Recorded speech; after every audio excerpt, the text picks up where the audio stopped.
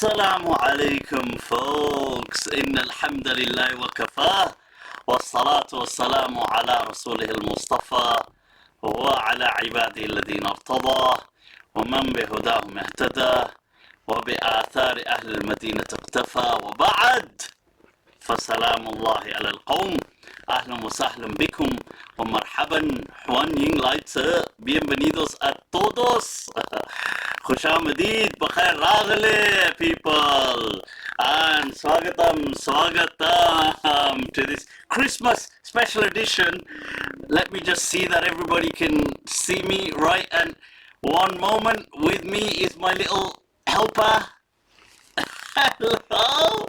Hello! Hello! Merry Christmas, people! This today is Santa's little helper over here. So, there you go. So, I've got my Zozo with me right here. I'll just let her sit here. I'm just changing this screen and sharing it with just un momento. Right.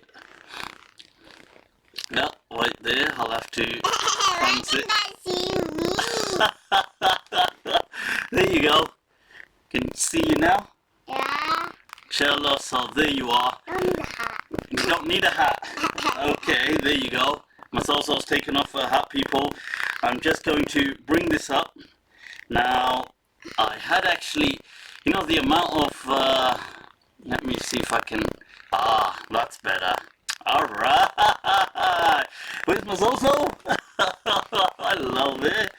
Right, so, there you go, people. I'm just going to be sharing this onto the other page. Put on my topi for once. People say Mufti doesn't wear a topi, so just to let people know that I've got my topi on.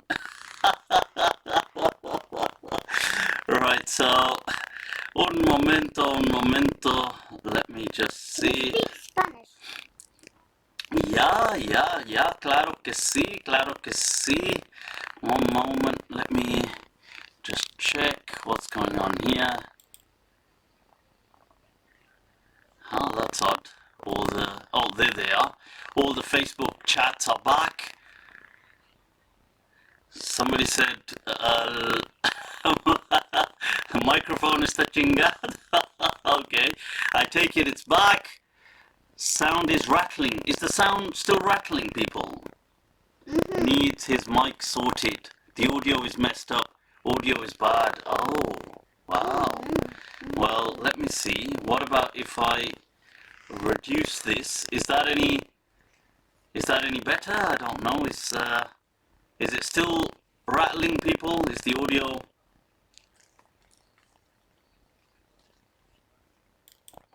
What about if I bring it down to about here? Hello. Testing. Rattle like stone cold. Oh, well. So I'm not quite sure what's going on here. Is it still messed up? Damn. Desktop audio. Let me see if I stop this, and if I just meddling with some still bad. Ooh.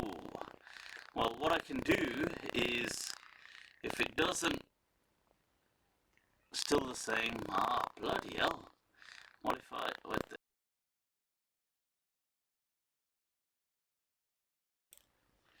just going into, I've switched it off and back on, just going into the settings, see, Can I say something? let me see, Can I say default, something?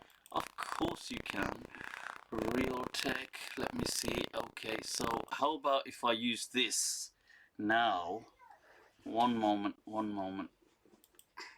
is that any better now? Let me see, I've switched the microphone. Santa's helper doesn't have a beard. Let me see if has that improved anything? Not the setting. No, I've switched the mic. Is it still not? I've changed the mic. We've got a different mic running now. So is that still not working, people? All right, people. Ahlan wa sahlan bikum wa marhaban. And can I say One something? young lighter. Let's can I say Of course you can, people. Santa's little helper is over here just to say something. Wait there, un momento. Let me just switch this. There was Layla. See how she talked to a woman. You know, you said, "Are you Mufti's daughter?" And she said, all of the people to subscribe to Mufti's channel. So some lady said to Layla, "Are you Mufti's daughter?" Yeah, not Oh. lady, a children. Some child said, well, okay. So people, And the other my little Santa's helper can't be seen. There she is. She's seen now. Ho, ho, ho. Merry Christmas, people. Merry Christmas. So today we're going to be taking a look at the rulings on Christmas. Is Christmas okay? we have a Christmas tree. We have a Christmas tree, people. We do have a Christmas tree. It's downstairs. I did put it on my Insta story. Were you happy with the Christmas tree? Yeah. You are happy with it. ठीक है अभी सोने का वक्त है. No. Is it? It's way past your bedtime, little girl. Off you go. जाओ सो जाओ. ठीक है. चलो दाढ़ी उतार लो. हाँ. Close the door. वहाँ. ठीक है. People, we is back. I figured out what the problem was. Mwah. Down. So, right, I figured it out, people. I figured it out. So, what is going on? Let me check the mi YouTube gente. What is going on, people? All right, I was supposed to have enlarged the YouTube chat as well. It's a bit. There you go, people. There you go. This is the. Oh, ho, ho, ho. So those people who say that Mufti should grow a full beard. There you go. Huh? Yeah, here.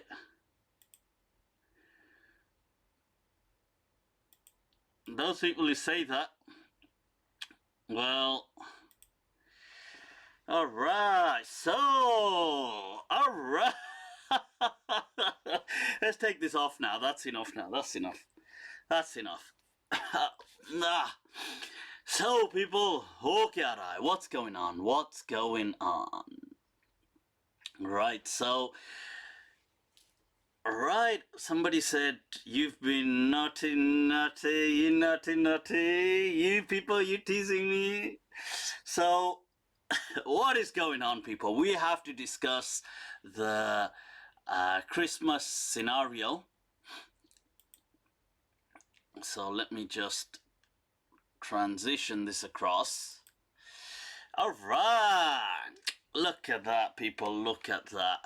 So I'm just,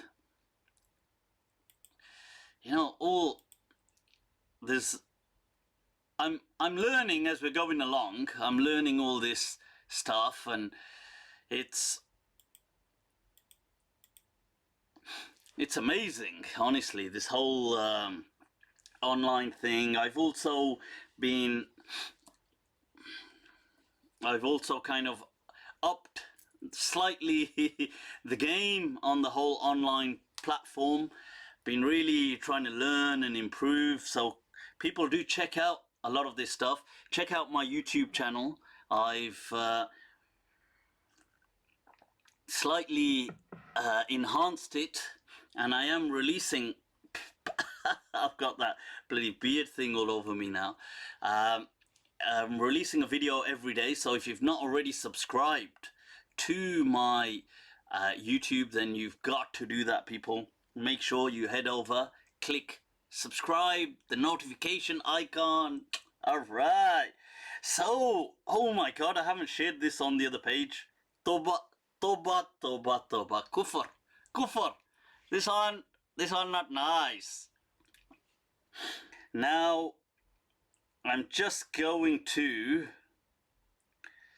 share this, and then let's get this show on the road, people. Let's deal with some of the pressing issues that the awesome social media people have got preoccupying their minds.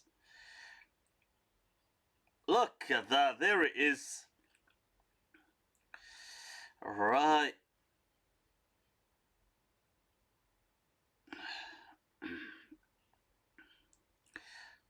Almost done. And done. Alright, so what is going on? Now, you know what I can also do is, because see, I'm still learning with all of this, by the way. Everything is so why everything is halal with you? Answer. Why? Why everything halal with you? Well, I think problem lie with you. Why haram everything with you? Beginning with your birth. The first haram incident is clearly your birth. That's something that should not have happened. But so, God, that's annoying. That is that Santa's beard. Right, now what is going on? Right, so you see, there's something important to explain, that in Islam, it's not me, it's the Sharia that places everything by default to be halal. Now, although everybody accepts that in principle, now in the real world they struggle in applied Sharia, they struggle to accept that then. However,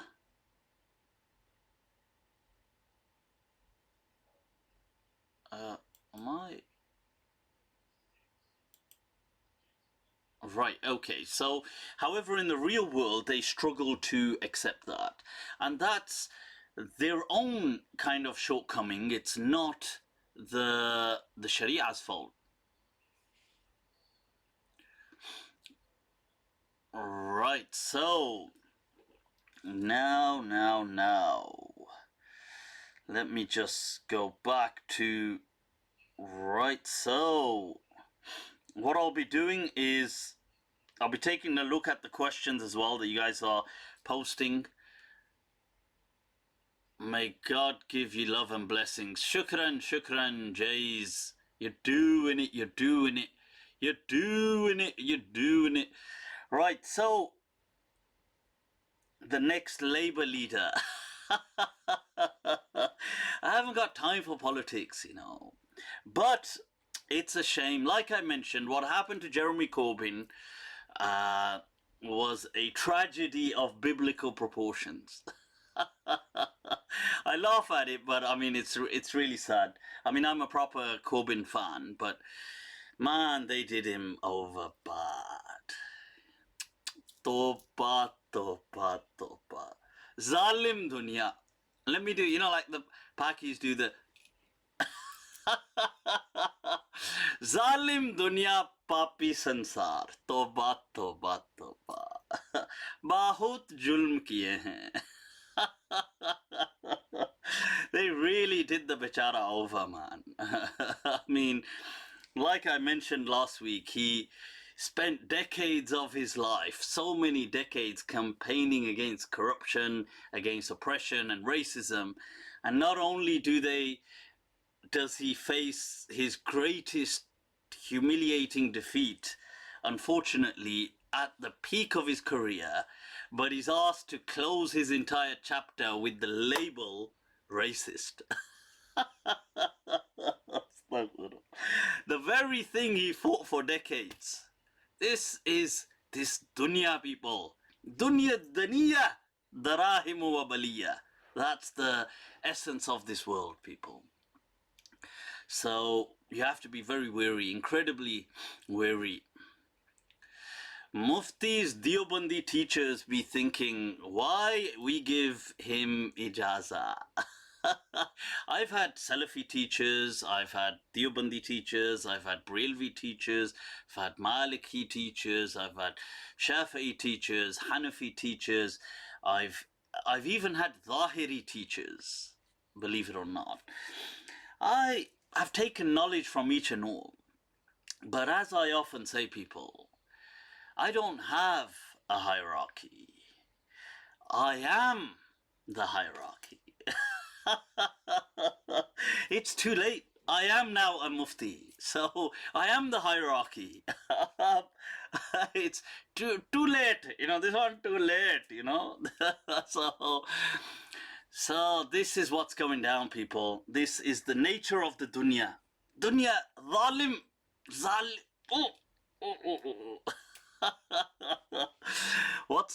there's a poem that हमने चाहा कि जख्म भर जाएं, जख्म ही जख्म भर गए मुझ में. So what is it? I think मैंने चाहा कि जख्म भर जाएं. It's a play on words in Urdu, you see, because zaham bharna is like for the wound to fill itself, but it actually means to heal. And he says, मैंने चाहा कि जख्म भर जाएं, that what I wanted was the wounds to be healed. Zakham hi zakham bhar gaye mujh mein. Rather than the wound filling up, I filled up with wounds. So so one must be very careful, what one wish for. So with that going on, people, what else we've got? Oh my God, what's going on in India, people? What's going on in India? So those of you who ain't familiar, let me sum it up for you, bring you up to speed on the... Alright, people, alright. So at the same time, let's see if I can bring up... Alright, there they are. I can see now, that's much better. Right, so what is going on? So those of you that are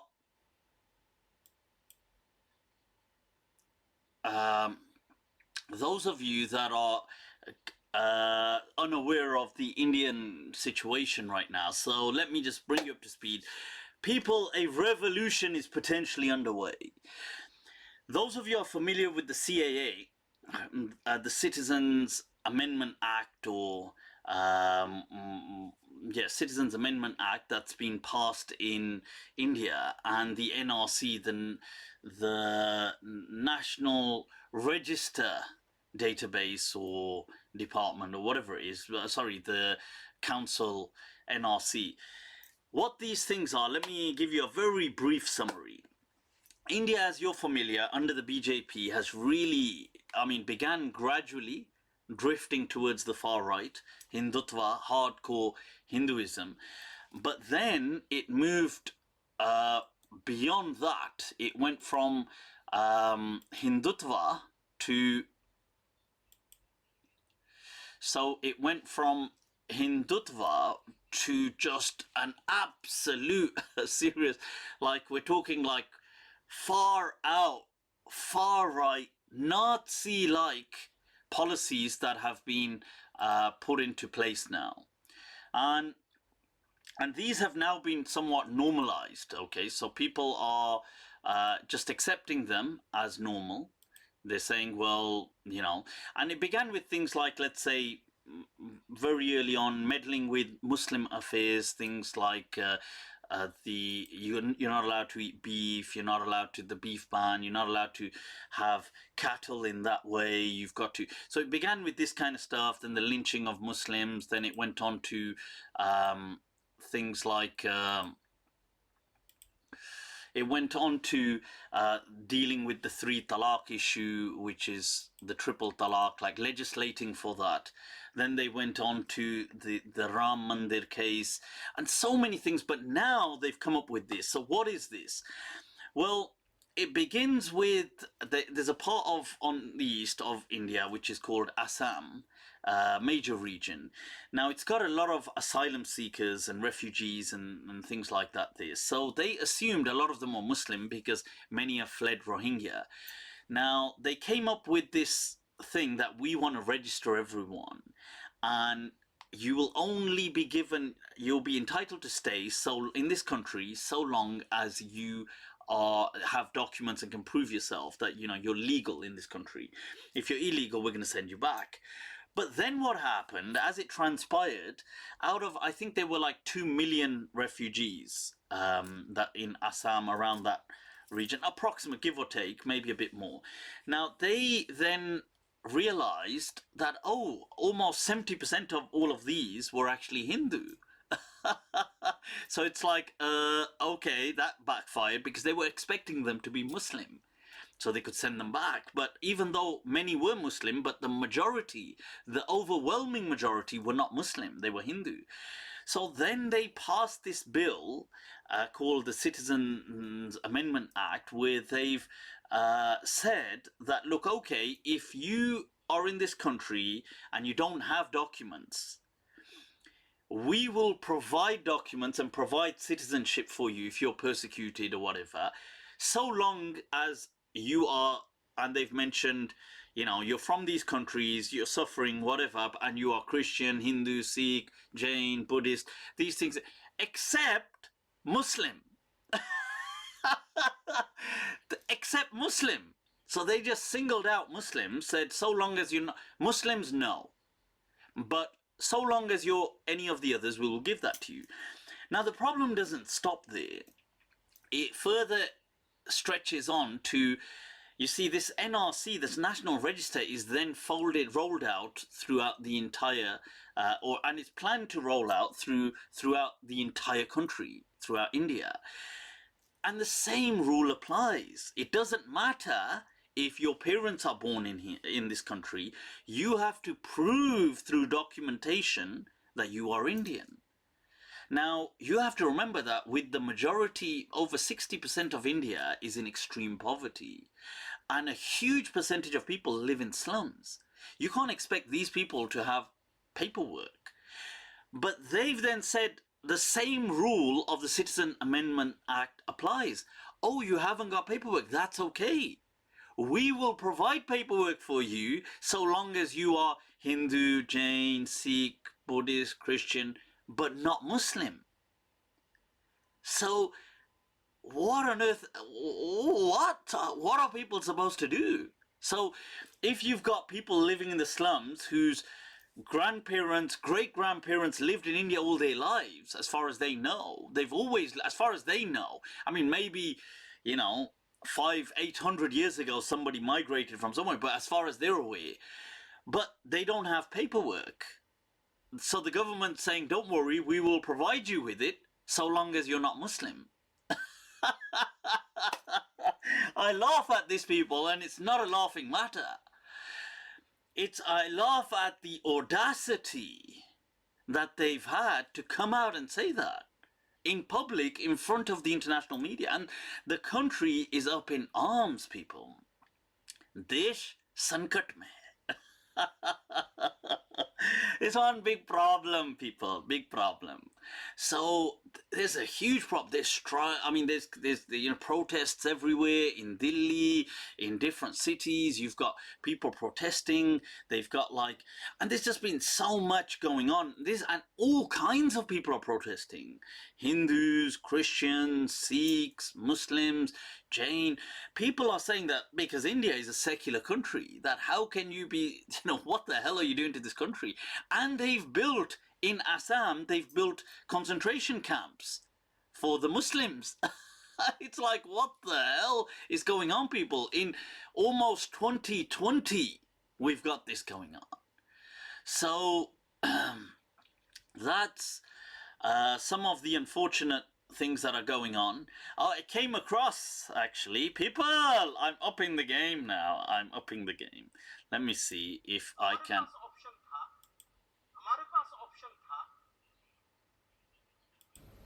कहीं और चले जाने का हमने उस option को मंजूर नहीं किया और इसी गली की हैं खाक से, इसी गली की हैं खाक से यही खाक अपनी मिलाएंगे, न बुलाए आपके आए हैं न निकाले आपके जाए। Wow, wow, wow, wow, wow, wow, wow. That's people, that sums it up. That's the sentiment of the people. So, as you can see, that is what people are experiencing. They're feeling that look, this, how can you chuck us out of our own country? They're saying that this is that everybody fought for this country. There's the poet says, "Sabka khoon shamil hai is mitti mein." Everybody's blood has been soaked by this soil. Kisi ke baap ka Hindustan thori hai. I believe that's Rahat Indori's, that he said this ain't your dad's India. So people, I thought that was very important to touch upon. So what else is going on, people? What else is going on? Un momento, let me just bring this up to there. That's good. All right, so somebody saying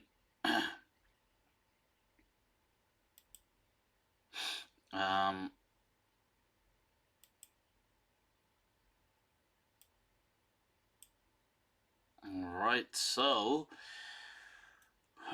right now, what else I will be discussing today is one, the whole Christmas thing in a bit of depth. What is the backdrop? Is participating in Christmas haram? Christmas trees, Santa Claus, all these kind of things.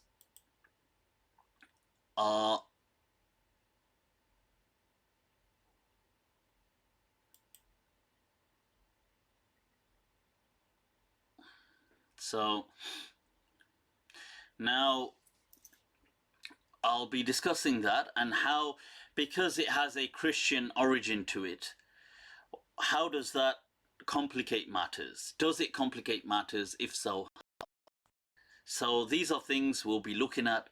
Right, what else, people? What else? I'll also want to share a few words on, there's a person who's been condemned in Pakistan under blasphemy just this month to death.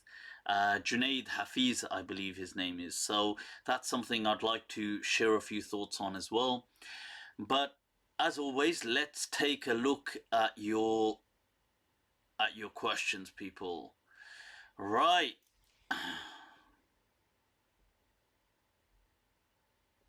So, right now, are you going to do a review of the late Patricia Crone's works? I have been dealing with some of the issues of what Patricia Crone has been saying. I actually admire these people's works, and I'm not insecure. The problem is that, you see, many Muslims and many people of religion, and this isn't exclusive for Islam, many people of religion become incredibly insecure when somebody challenges their faith. Now, we have to remember that, right, we have to remember that a person's, our skills are only as good as our adversaries, okay? A worthy opponent, a worthy adversary is incredibly admirable. Honestly, it really ups your game in facing the facts. You just need the courage and the determination to stand up and face challenges. I love the challenges that these people have presented to Islam, because it's forced me as a person to to really evaluate things, to look at things in such depth, to analyze, to kind of have to synthesize different reports together, to revisit my understanding and interpretation, and on some occasions have to edit it because I've come to realize, oh, well, they seem to have a point on some things, and on other things you understand that, well, there must be an explanation to all of this. So I have been answering quite a few of the things that Patricia Crone and other people have looked at.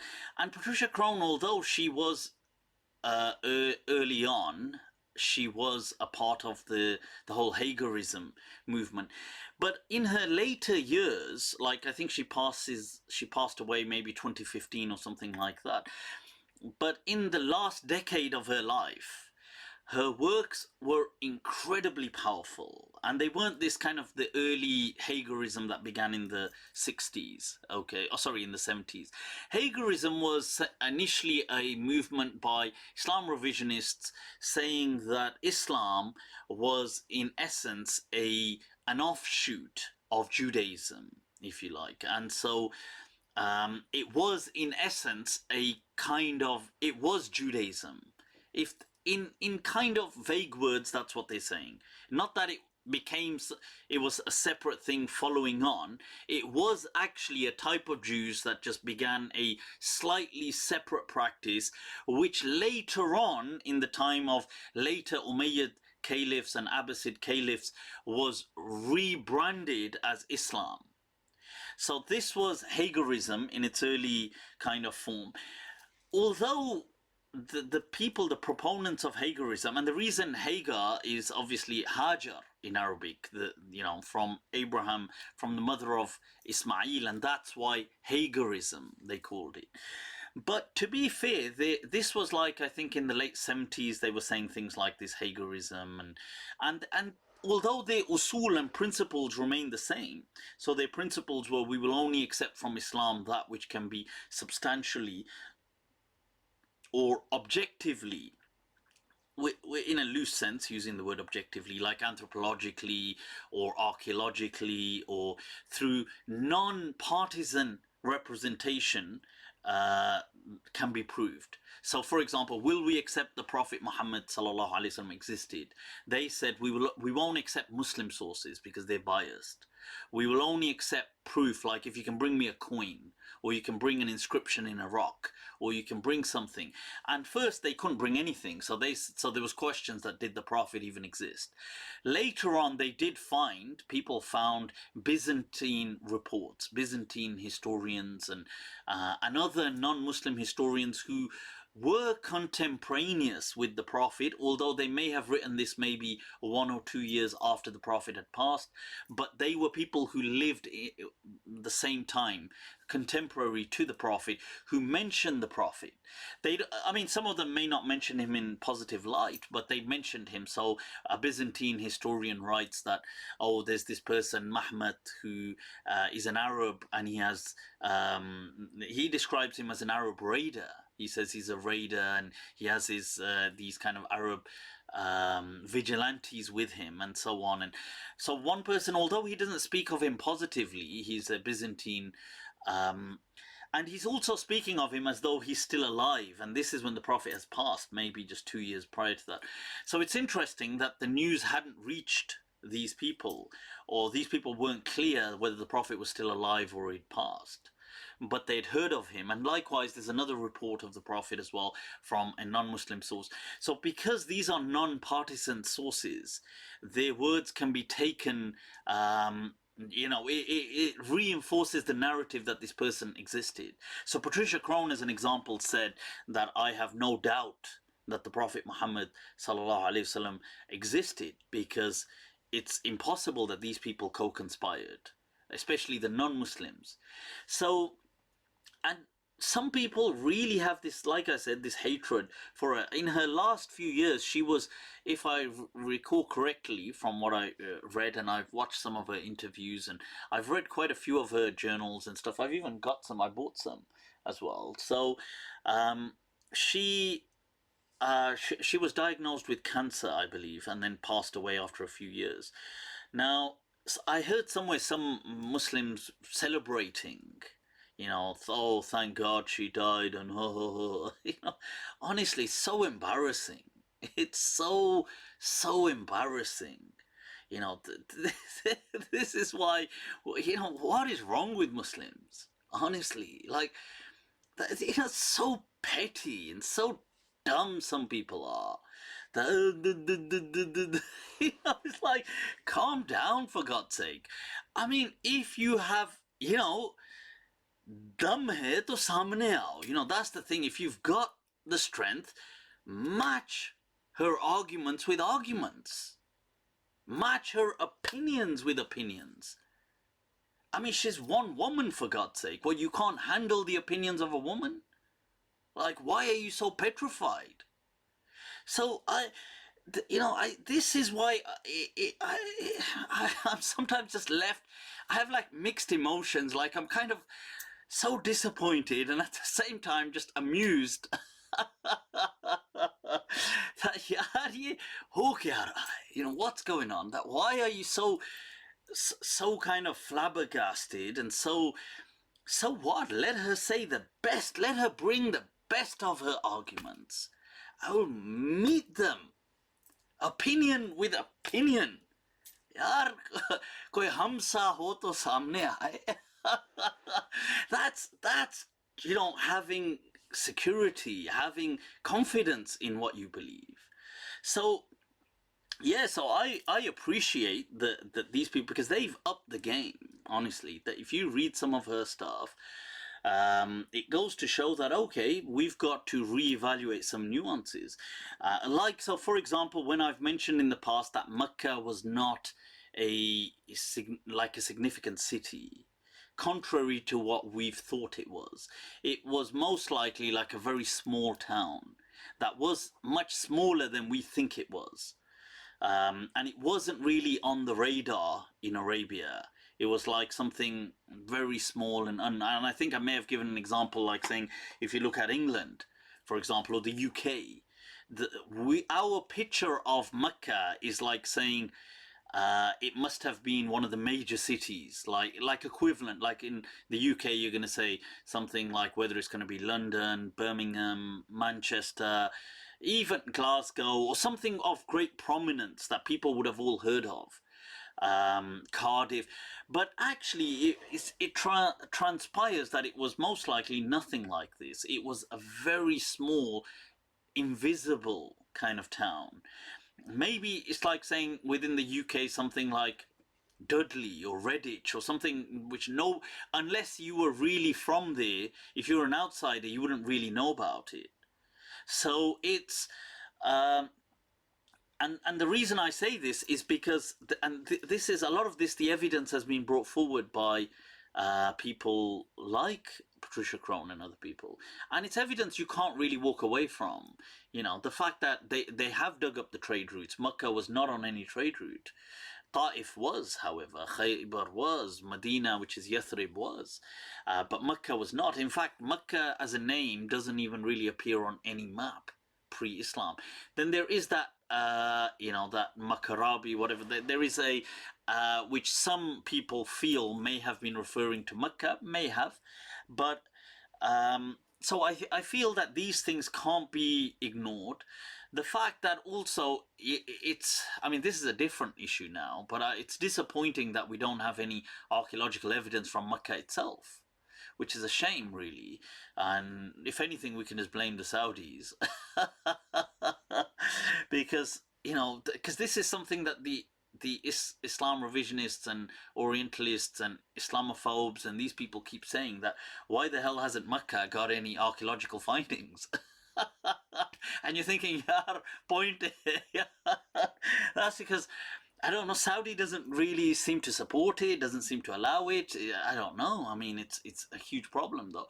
But yeah, so like I said, I do welcome any criticisms people have, and I feel that we can meet them with strength. To me, I'm secure in my faith. My faith is built on reason. It's not built on blind faith. So I'm secure that it can stand the test. It has stood the test of time, and it can stand the criticisms of people. Right, so What's this?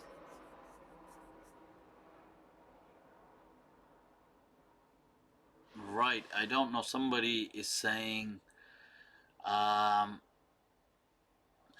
somebody asked, what about the stories of pre-Islamic pilgrimage to the Kaaba? I think there were some. I don't think they really used to come to the Kaaba like that. I think they used to come close to Mecca. They did used to come to Arafah. That part is true. And some people did come to Mecca, but it wasn't on the scale that we imagined. So it was a Kaaba, but we have to remember there were about 20 Kaabas in Arabia. So,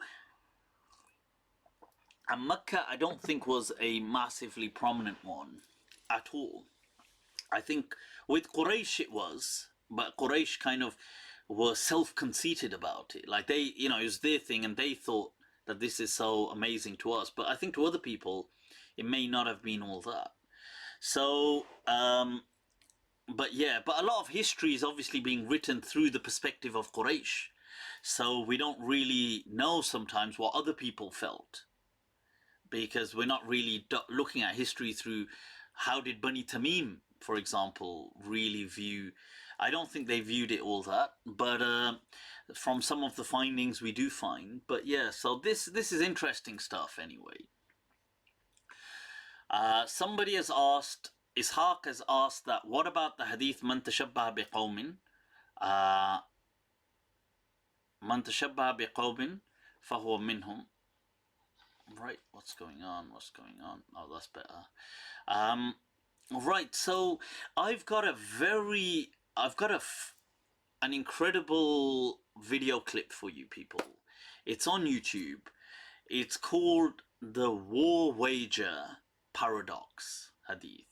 So I'd like you to, after today's live episode, do go on my YouTube channel, and you can obviously click like, click share, people, right? Spread the love and the fitan and fasad. But if you search on there for the War Wager Paradox, so it's called the War Wager Hadith Paradox, and what I explain through that is I bring forward a paradox in Hadith studies using this very Hadith of I have been commanded to fight people, because this Hadith is claimed to be mutawatir, and the paradox is that if it be mutawatir, then nobody embraces it. Which kind of leaves you stuck, that they don't embrace it because they say it couldn't have meant what it says, but then they argue that what is said is so well established. So if it's so well established, there can't be any doubt about it, but that provides a meaning, and the meaning they say, well, no, it can't mean that, so we can't accept the meaning. It must have meant a different meaning, which then questions the whole concept of Hadith Tawatur and Hadith establishment. So I feel that that's quite an interesting clip I've got there. Do check it out, people. Right. Now, what is going on? Let's take a look. Somebody asked, why are Muslims why do they get so happy about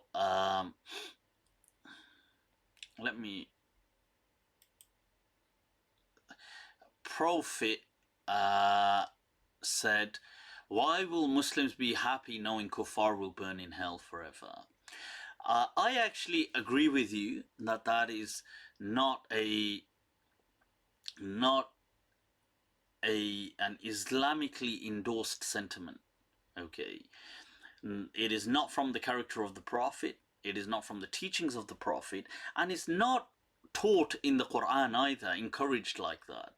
But for some reason, based on compound ignorance, Muslims, and this is religious people in general, they become incredibly bigoted, and they can start saying, and this is some people, I'm not saying all people are like this, but a lot of religious people can become like that they're taught dogmatism, that only you are gonna make it and everybody else is gonna burn in hell. So what to do is they say that, oh, yeah, I mean, and they see this as a way to make themselves feel good. That, you might be loving life right now, but you're going to burn in the afterlife. Right? I mean, what does that seriously mean?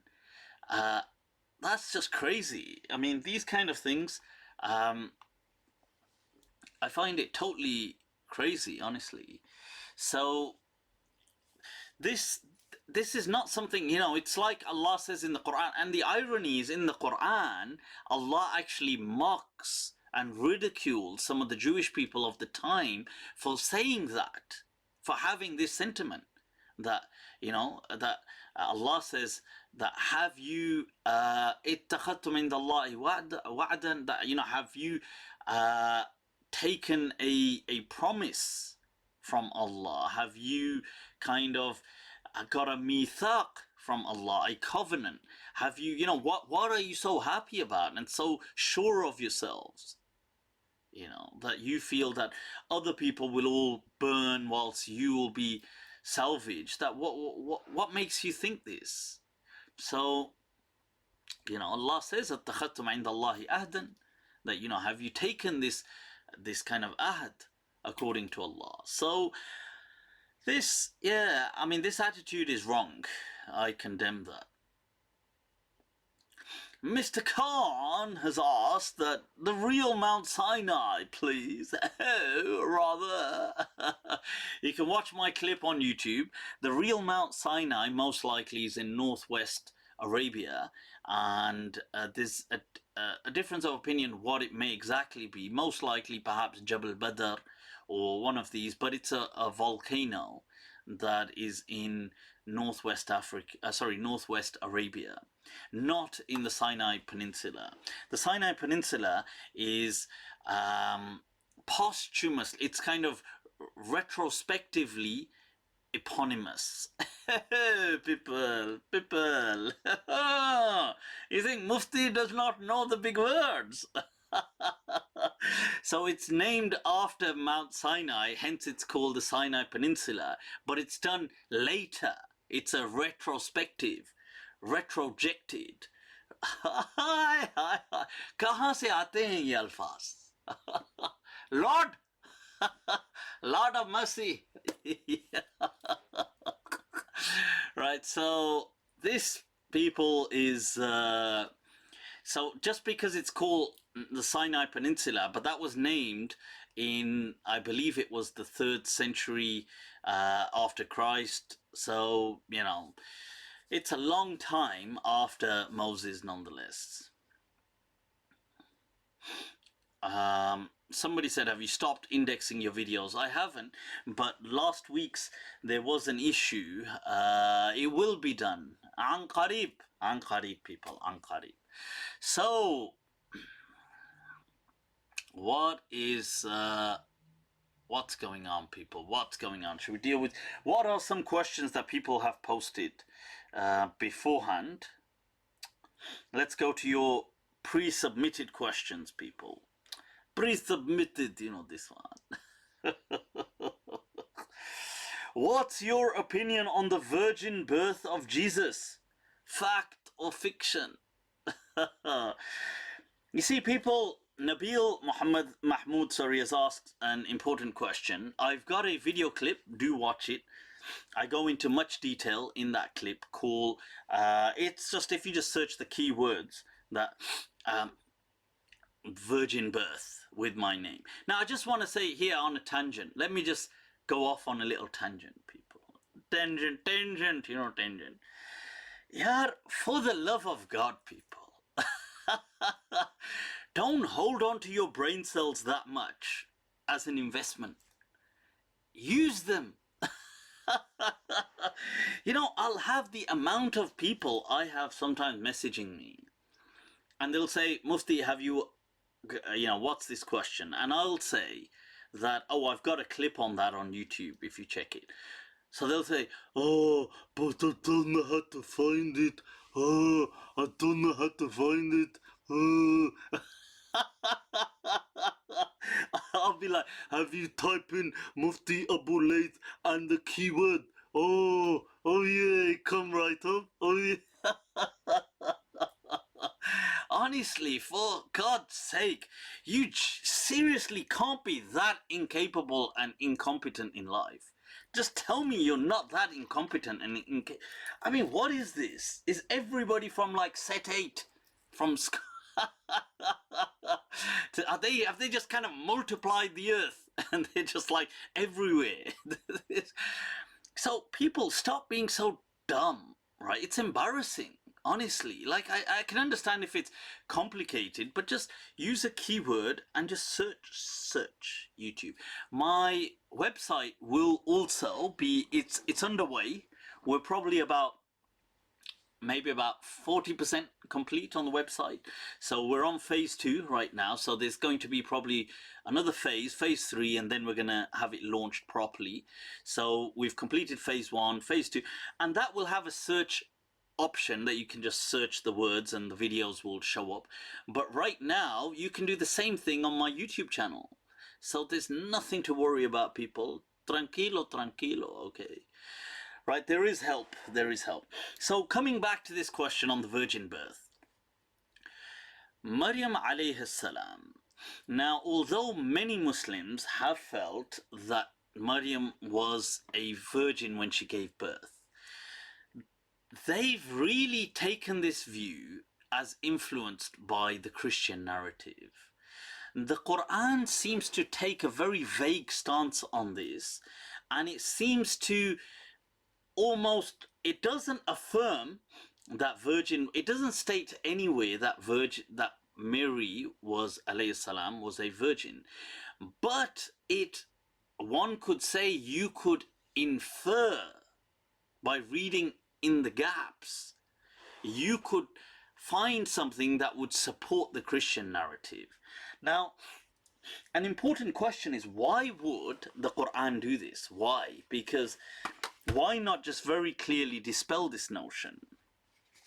And I felt that one of the reasons it didn't affirm it because it wasn't true, but it didn't deny it because, or it didn't condemn it, sorry, because it was trying to build bridges with the Christian community. So it felt that this was too central a theme at that stage in the early developmental phase of Islam to kind of condemn. So it was better to just leave it. This is my understanding. This is why I feel the Quran didn't tackle it, because it wouldn't have, it's not like it would have added anything of much value for Muslims, and if anything it would have just burnt the bridge with Christians. So it left it. Now the Quran does not actually mention anywhere that Mary was a virgin, although people infer that. So when she says to the angel in the story that's in the Quran that I have not been touched, and he says, but such has God decreed that you will have a child.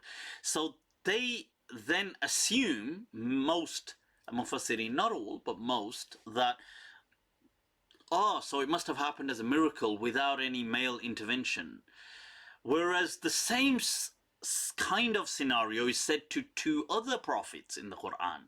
So like Zachariah, his wife says the same thing. She's similar thing. She's promised by an angel that you will have a child, and she's saying, but I'm barren. How can I have a child?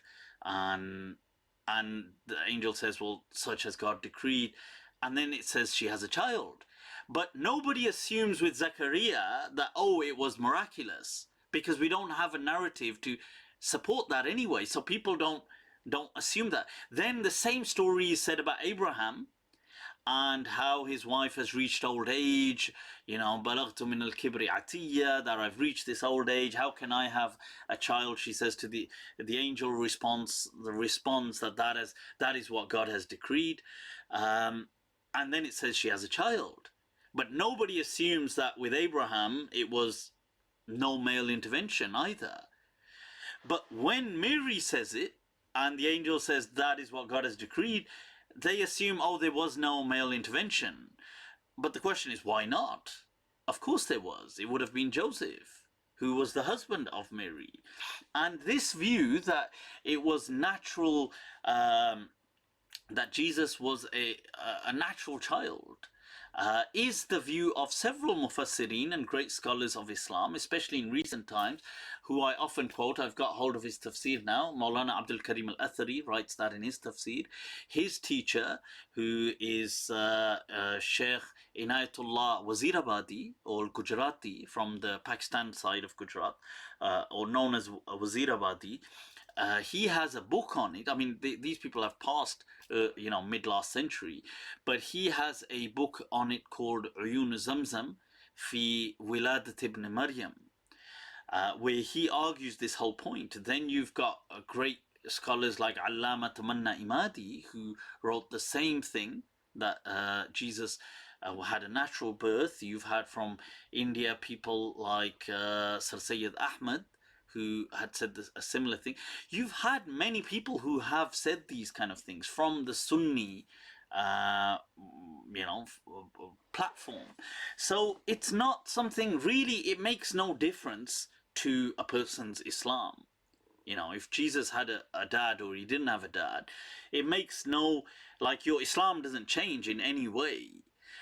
But that said, from a common sense perspective and a reason-based perspective and a purely from the Quran or Sunnah, we understand that there's nothing that actually says that Jesus was born without a father. Now, the verse that people use of Adam, that when they did ask, you see, this is it, the Quran responds rather enigmatically, like as a puzzle. It could have just clearly said Jesus didn't have a dad. Isa lam yakun lahu ab. It could have said that, but it didn't. It just says, Mathalu Isa in the like Mathali Adam. The thing of Isa is like Adam. Khalaqahu min turab. He created him from soil. But Jesus was not created from soil. And Jesus definitely had a mum. So that means Adam must have had a mum.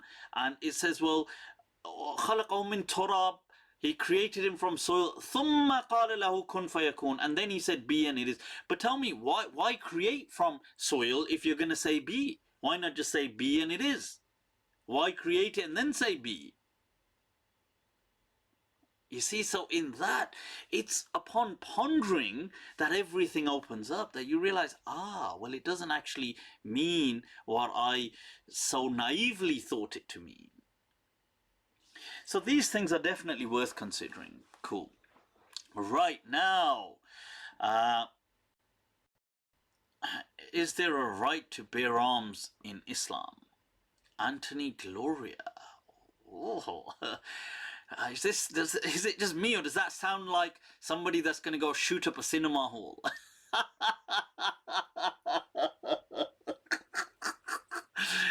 You're teasing us, right? So,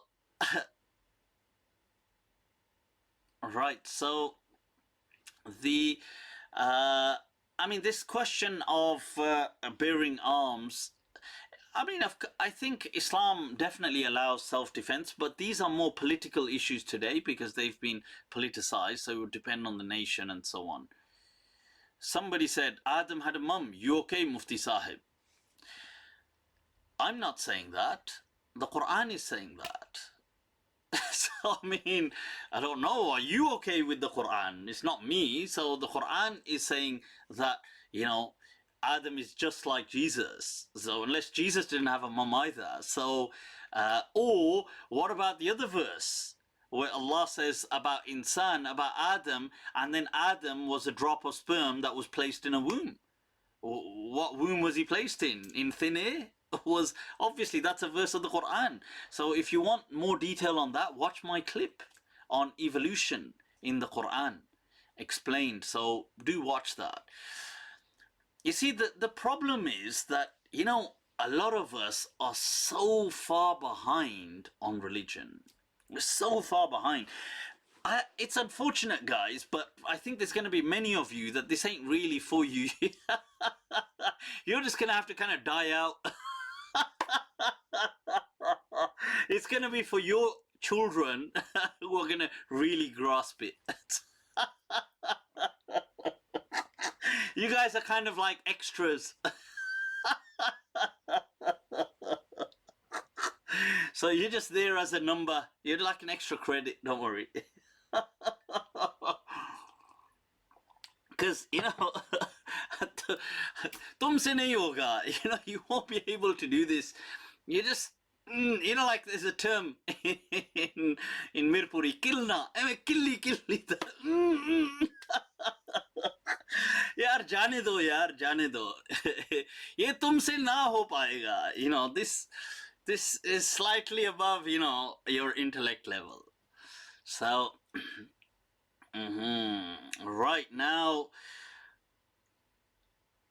yeah, so somebody said the verse says insan, and I've got that in my, so if you watch my clip on YouTube about evolution, I've mentioned all the mufassirin. It actually says, clearly it says, وَلَقَدْ خَلَقْنَا الْإِنسَانَ, it mentions مِنْ سُلَالَةٍ مِنْ طِينٍ, we created him from clay. And they all say insan here is referring to Adam.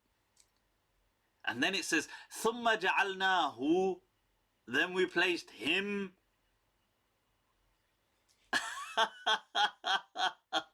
So exactly, so what is the who is the him? So when it mentions, yes, we created him in sulalatin min teen, ثُمَّ جَعَلْنَاهُ نُطْفَةً مِّن مَّاءٍ مَّهِينٍ, that we made him into a drop of semen.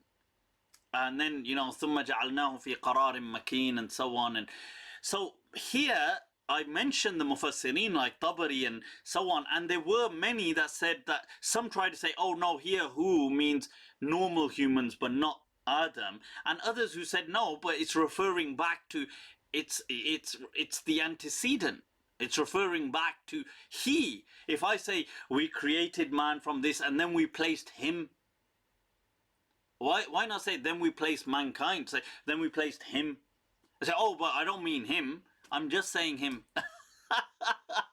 Yaar, ye game kya ho rahi hai? You know, what kind of that then you're saying God is misleading us on purpose. You know, he's saying, God's saying, I created insan from clay. Then I placed him. Are you following? I placed him in a womb. So where did I place insan? In a womb. So people say, yeah. So who did I create from soil, from clay? Adam. Where did I place him? In a womb? Kufar. Who said that him was him? Jahils don't even know that him can be another him that I've got in my mind. Yeah, what is this game? You know, and so that's just dumb. That's saying God's trying to set us up for a fall. And then that too allegedly kufr. So God's trying to set us up to fall into kufr. That's just ridiculous. Obviously, this is the Quran saying this. You know, we placed him in, and then you're saying that him is not him. That him is a different him. Abbe yaar, tere kitne baap hain? How many dads have you got? This is the father of mankind. There's him, who's Adam, and you're saying it's another him. Oh, ya salam, ya salam. This one too much, you know, too much. Lord of mercy, have mercy on this ummah. Right, so what's going on, people? What's going on? So, right. Somebody said, if Adam had a mother, wouldn't she have been mentioned in the...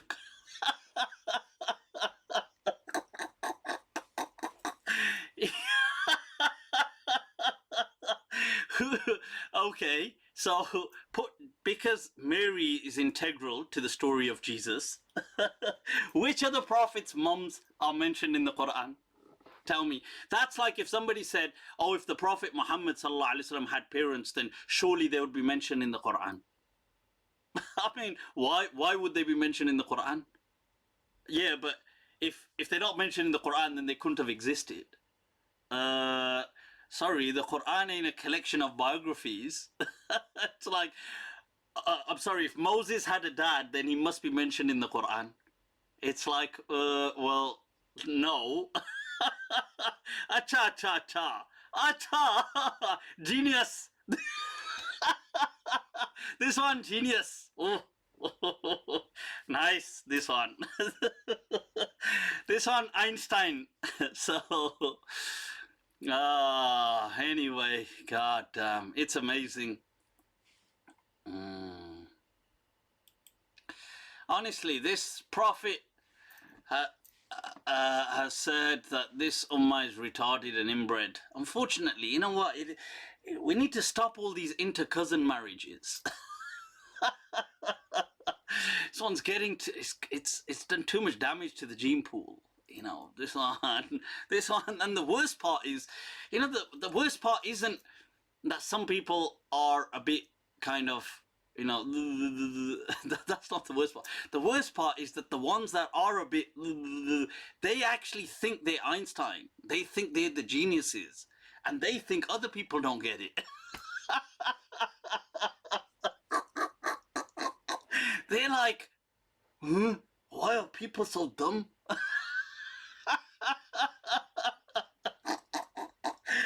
Like, huh? Yeah, they're like, people are so dumb, man, so dumb.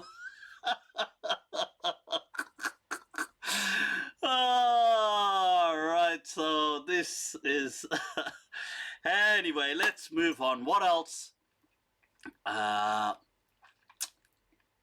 What is going on? Was Eve created from Adam? See, a lot of evolution questions today. Eve wasn't created from Adam. That's just a kind of allegory, just to kind of show that, look, man and woman are inextricably bound together.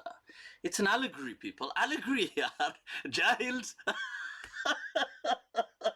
You know, the problem when speaking to someone and with eloquence is they can't understand what on earth you're saying. They're like, oh, create from rib. Oh, you got rib. Look, tell me something. In the Quran, not once is Eve named. Not once. He isn't named a single time in the Quran. Why? Do we not know who Eve was? Well, why isn't Eve named in the Quran? Not once. Not a single time. And there are 5 verses. Cinco people. Palabra del Señor. There's 5 verses, people, that speak of, oh mankind, we created you from a pair. Yeah. Now, that we created you from a soul or a kind, and then created its partner from there, and then from there we sent forth many a man and woman. Now, never does it say in those verses Adam. Never. There's 5 verses like that in the Quran. Never says, it says, وَلَقَدْ خَلَقْنَاكُم مِّن نَفْسٍ وَاحِدَةٍ. Never says min Adam. And yet Adam is mentioned so many times in the Quran. Adam's not it's not a shy name in the Quran. It's mentioned, the story of Adam, on several occasions. And whenever Adam is mentioned, it mentions a partner that he had, but never mentions Eve. ¿Por qué? ¿Por qué, muchachos? ¿Por qué? Right? So that's because this Eve character is biblical. Right? So Eve didn't exist like that. Now, the truth is, Adam alayhi salam would have had multiple partners who were already in existence, and they would have had children. This is how they would have, this is how they would have populated the earth, as in with modern Homo sapiens. So anatomically advanced, cognitive, revolutionized Homo sapiens. Because you would have had normal Homo sapiens anyway, but they just didn't have the same level of cognitive revolution which Adam would have had. And so he would have populated, it would have been his offspring that continue with this with the cogrev people, the cognitive revolution. So this is why the Quran never mentions Eve ever, because there was no one Eve like that.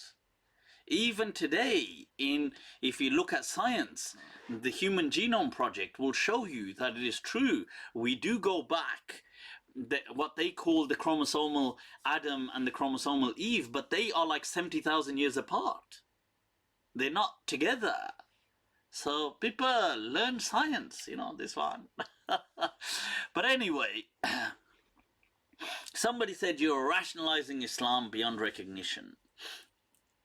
Am I? Or am I just recognizing it from your irrationalization of it? It's true. What makes you think that your understanding of Islam is correct?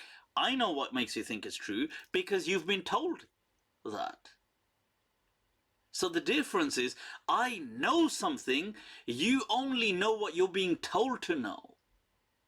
So, es muy diferente, this is quite different, people. So this is why I would say that these things are definitely worth investigating, worth learning, and we need to move away from folklore. We need to move away from this kind of irrationality. We need to move away from this blind faith to a faith which is of Islam, which is the faith of fitrah, which is built upon reason.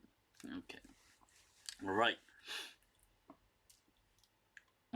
Sorry, it is the mitochondrial Eve. Sorry, somebody said the chromosomal. You said chromosomal Adam and chromosomal Eve. Mitochondrial Eve. That's correct. But what I meant to say is the Adam and Eve of science that the Human Genome Project has demonstrated are not the kind of pair within religious texts. These are very separate individuals that were probably like 70,000 years, if not more, apart. So they're not the same. So just to kind of be wary, that's all, that don't think this Adam and Eve thing that we've got today is more biblical, which we've kind of inherited. Islam has acknowledged some of it, like Adam. It hasn't really acknowledged Eve. Not in the Quran anyway. I know in some hadith it mentions things like this, but most of those hadith are either made up or they're passed on from that speak of Eve from the Jewish traditions. But Islam in and of itself, it wouldn't make sense to miss something like that when the story of Adam is being mentioned on so many occasions in so much detail in the Quran. So yeah. Right, so okay. What else is going on? Mufti, the stoning question. Stoning? Stoning question, stoning. Hassan Walid is back. They say Adam was around 80,000 miles, so how could there be 70,000 parts?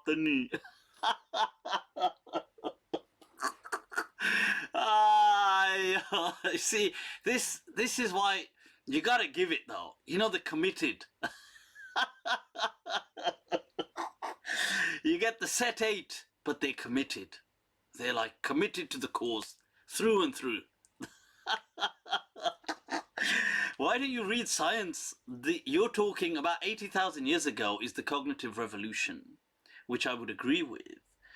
But it's not what they're speaking about in terms of the way they're placing the... I mean, first of all, the terms that science uses, like chromosomal Adam, this is just, they've just used that just because the name Adam is popular from religious sources. They're not obviously trying to fit the religious narrative. So I think there's a misunderstanding here. You think that scientists are trying to tell you how Adam was. They're not. They've just used the term Adam. They don't mean the actual Adam from the Bible. They've just said that where the chromosome seems to have appeared from. So they've called it the chromosomal Adam. Homo sapiens have probably been around now with the latest findings 200 to 300,000 years. But the cognitive revolution has only taken place probably about 70, 80,000 years ago. So I would feel that the cognitive revolution was Adam alayhi salam. That's my understanding. And because there were plenty of Homo sapiens around anyway at that stage, so he would have mated with other Homo sapiens. So that, you know, it makes perfect sense.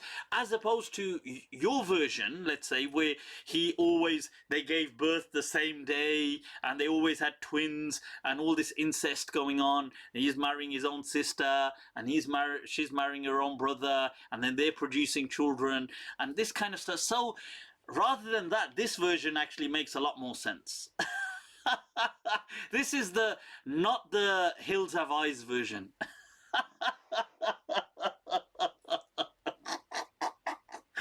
You know, all the inbred folks. So this one is actually dignifying. So, you know, but some people, they can't handle dignity, you know, this one.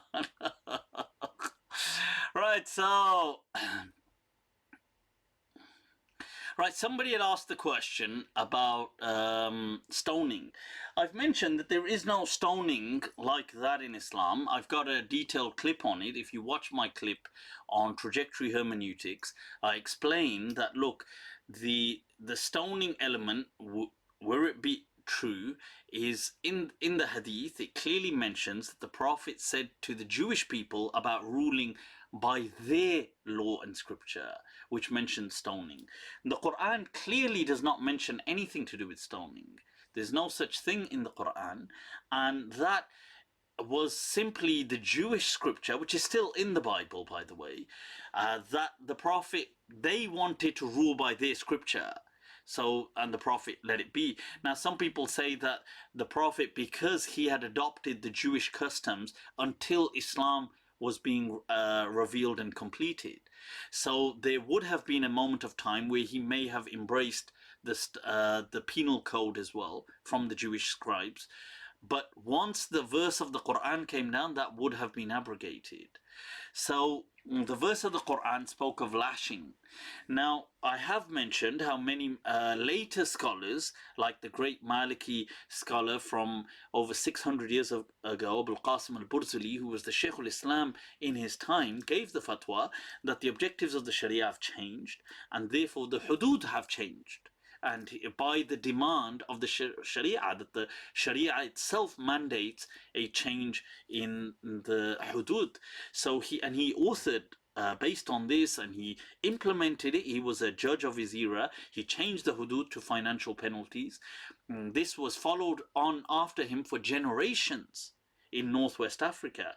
And at around the same time in the East, you had the Ottoman Sultan known as Sulaiman al-Qanuni, the lawmaker. Why is he called Qanuni? Because he said the hudud need to change, and the Ottoman Empire changed all of these things to different penal codes like imprisonment and fines and things like that. So this is nothing new. You understand? So it may be new to you because but that's just an argument from ignorance. Everything you don't know is new. I suppose so to you. But alimahu man alim wa jahilahu man jahil. Allah, Allah, Allah. He who knows it, and he who is ignorant remains ignorant. So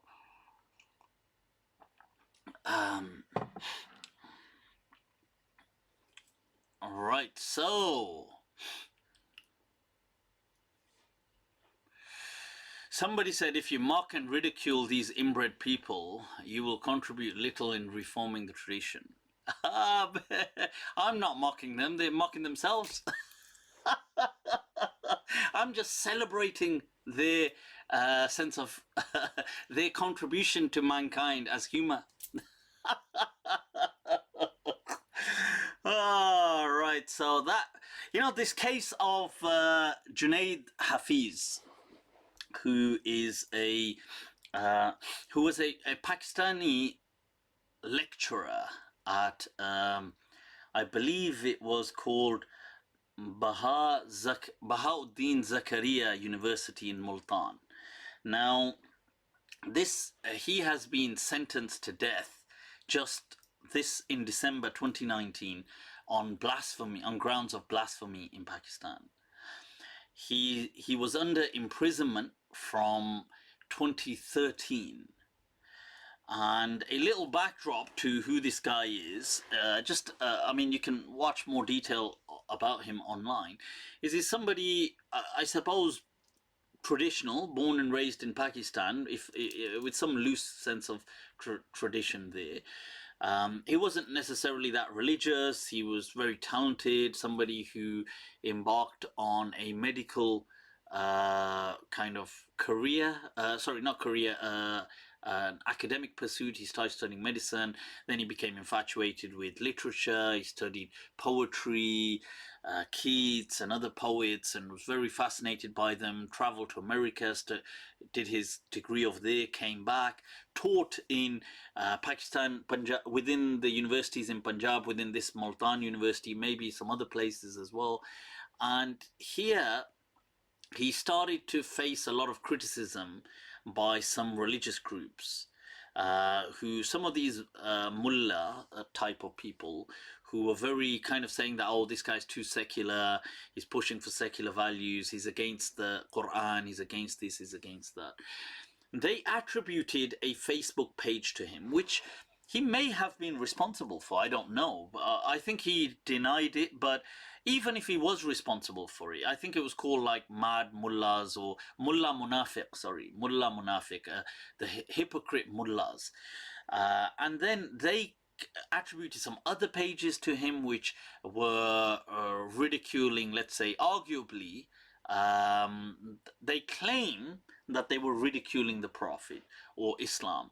But as far as I'm aware, none of these were proven to be his. Like, they couldn't prove that this page or blog or whatever it was actually belonged to him. So one is, you could go to his desktop and you've got it there. It wasn't like that. They didn't have proof like that. But they just said that, the circumstantial evidence shows that, look, this guy posts this page posts this as well, blah, blah, blah, whatever it is. And they've kind of like circumstantially matched it up and said, well, this guy has blasphemed. So he was arrested in 2013. I think he challenged it by trying to say things like, look, because the website that they accused continue to remain active even after he's detained. So that was his legal point, that if it's me, then how is it still going on whilst I'm inside prison? So he was detained, placed in isolated confinement, and he was first represented. Finding representation was difficult. He initially got hold of a barrister who then kind of left him because there was too much social pressure for trying to defend somebody who is a gustakh, blasphemes against the Prophet. He then found another person who was the head of the charity commission, Human Rights Commission, I believe in Punjab, who represented him and fought his case and was threatened within the actual court. Like in front of the judge, he was told that, look, by the other opposing prosecution, that, look, if you carry on, you're not even going to be alive for his trial. And before you know it, within the subsequent, that coming year or so on, he was gunned down in his office. The solicitor, the human rights chair was gunned down. Right, so I think that may have been around 2015, and then he's obviously, this person, Junaid Hafiz, is left with no representation. And I think they've tried this, they weren't that wealthy. I think they sold things. The family tried to get representation. It was difficult. And then just this month, in December 2019, the courts sentenced him to death. Right, now, I want to share my thoughts on this, okay? Now, first of all, I want to share my thoughts based on, let's say he did say these things. Let's say he did question the Prophet, and he did question, and even, let's say he was sarcastic to the Prophet or things like this. Let's go with that argument. Even though I feel that you can't, these are such heavy things to levy against someone without true, objective, irrefutable evidence. And just, you see, because these things are based on intention, a lot of these things. And to say, well, no, to prove that is very difficult. But anyway, let's, for the sake of argument, go with the fact that he did say it. Let's say he did. And I don't know exactly what those things were. They haven't disclosed them. Now, does questioning Islam or even ridiculing Islam mandate an execution, a death sentence? Where do we get this from? Who told us? Was the Prophet not insulted in his own day and age by people? How did the Prophet respond? Did the Prophet respond by saying, execute him? How dare people today play God? The Quran clearly mentions La ikraha fid din. There is no compulsion in matters of the deen. If a person doesn't want to be Muslim, let's say a person doesn't believe in Islam, if he doesn't believe or she doesn't believe, that's their choice. Who the hell are you to impose it on them? If God himself, God Almighty, does not impose religion on people, who the hell are you to impose it? God gives people a free choice. Then you can take your ridiculous sense of divinity and shove it where the sun don't shine. Because how do you have the right to do that? So this, I feel, is such a slap in the face of Islam in this day and age, people, where we feel, now check this out, we feel that we have the right to criticize other religions. The irony. So let's say Hindus right next door to Pakistan, India, we can mock, ridicule Hanuman for being a monkey god and Ganesh for being an elephant head god. We can ridicule these things. That's okay. We can ridicule statues, and we can ridicule the concept of, let's say, reincarnation, or we can ridicule these things. That's okay, because we're just basing it on reason. You do it, you have to be executed. What kind of a ridiculous, absurd, insecure common sense is that? This is utterly unacceptable. And what they do is these people throw the Quran, metaphorically, they slam it against the wall. Based on what? One hadith from Bukhari. The hadith being Man baddala deenahu faqtulu. Yeah. This hadith that they are basing this on, I've got a whole clip dedicated to this, please watch it, called Apostasy in Islam.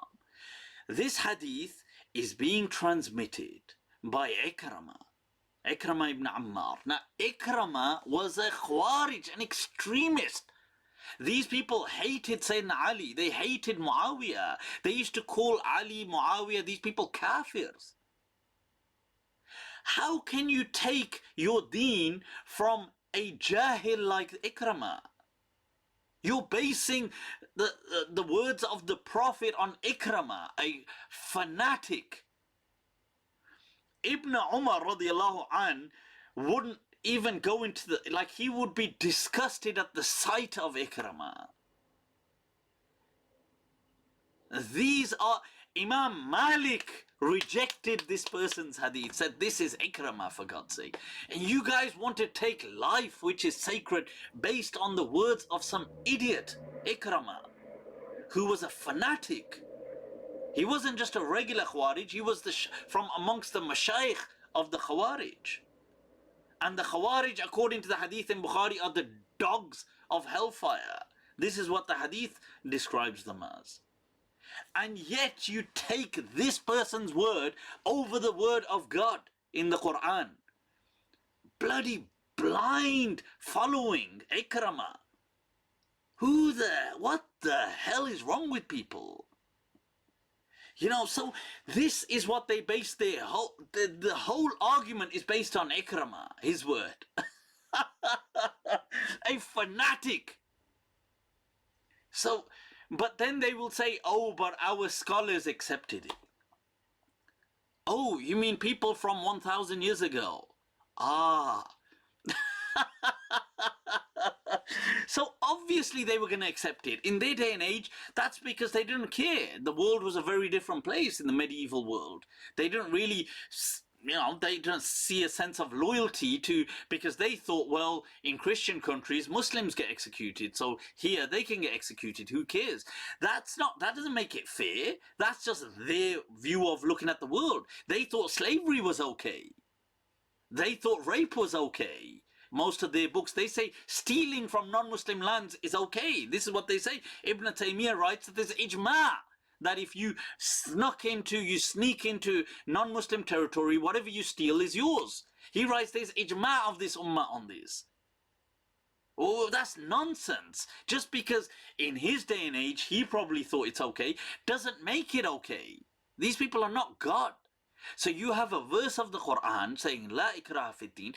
Even if a person, I'm going with the argument, first of all, I don't believe that we can prove. These things are meant to be, they're heavy claims, blasphemy. You know, the heavier the claim, the heavier the burden of proof. But even if for argument's sake the person did say it and he wasn't happy with Islam, that's his choice. Is this now how you convince people about Islam? That, oh, if you question it, we'll kill you. Yeah, what kind of insecurity is this? Like I said, let them question. Bring the best questions you've got. We will answer them. Yaar, darte kai ko? Are you that afraid of your own religion? Are you that scared that it's false?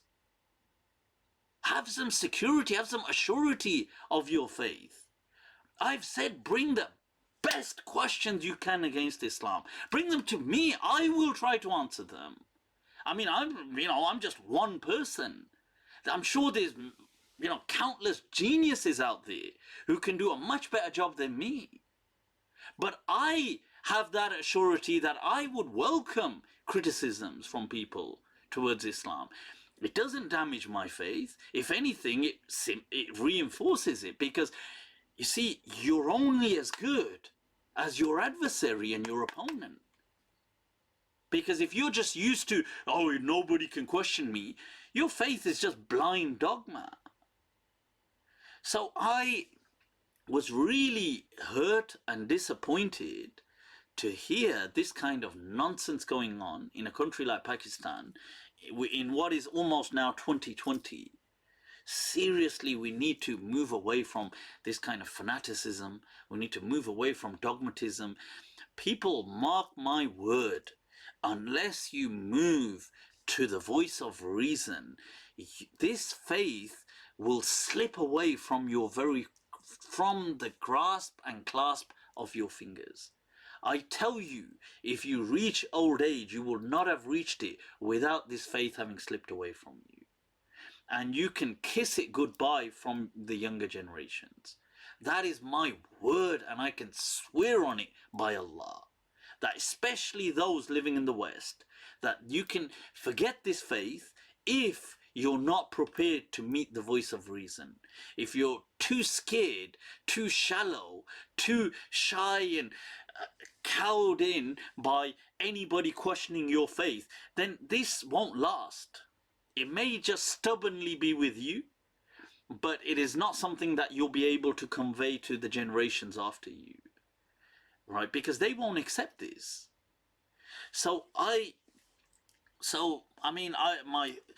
I do hope and pray that, may people like Imran Khan intervene. I don't know if he will, because if he does, it may trigger a bloody civil, like a bloody civil war or something. I don't know, but it's really disappointing to hear this. We need freedom of thought, people. If somebody wants to criticize the Quran, criticize it. The Quran is not insecure. It's not full of mistakes. I would say to somebody, you know, if you want to question this, question it, yaar. That is because I want to believe in it. So if you've got a really good question, put it to me. Let me see what a question is. If we cannot answer, then you can say, you know, but I guarantee we will meet strength with strength in opinion. I'm that sure of the faith. So when people use force and brutality to kind of cement this faith, it hurts me because I think that, well, you see, it's because of these actions that Islam as a whole is further kind of humiliated. So yeah, so I wanted to share that. It's some unfortunate news, but you know, I hope inshallah there be a positive turn to the story. Cool, let's take some of the questions, people. Right, somebody's asked about on a more interesting note, the death sentence of General Musharraf. Right, shukran, baby lotion. You teasing us, you naughty, baby lotion. Yeah, everybody is reading that. Their minds are like, if we have to play word association, there's one big problem. So, Baby Lotion has asked that, for those of you, by the way, before I go on, those of you wanting to find my response on the whole apostasy thing, please just YouTube search on my channel, on YouTube, my name, Mufti Abu Layth, and apostasy. You can word apostasy, Islam, keywords, people, come on, search it, it'll come up. Right, so, right, now this General Musharraf from Pakistan has been sentenced to a death sentence. For God's sake, what has happened to the courts in Pakistan? And it gets better in a ridiculous way. People, the judge who, one of the judges, sorry, I believe there were 3 judges that presided over the case or whatever, but one of them, in his official judiciary, in his notes, this is formal, you know, this is not like he's just on some post-it note or in a WhatsApp chat group. This is his formal case summary notes.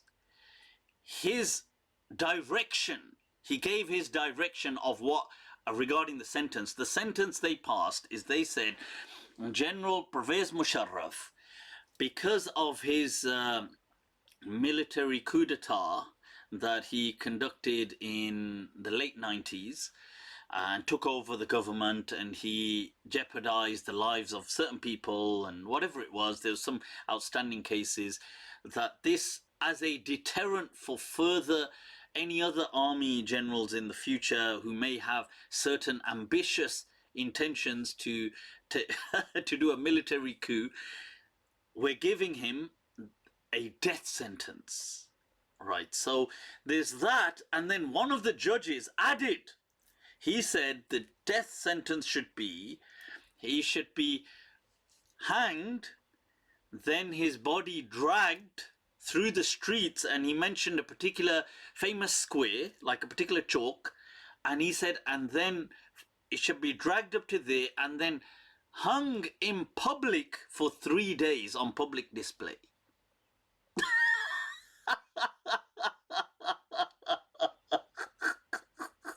This is 2019 coming to 2020, people.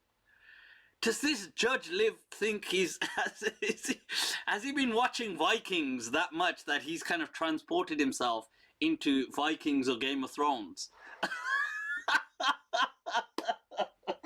Has he forgotten? Has he got into roleplay? Right. What is going on? How can a judge, a person so formally trained, with so much academic accolade, arrive at a decision where he's going to put in formal writing as directions. I think he should drag his dead body through the streets and hang it up in such and such square on public display for 3 days. That's my academic contribution.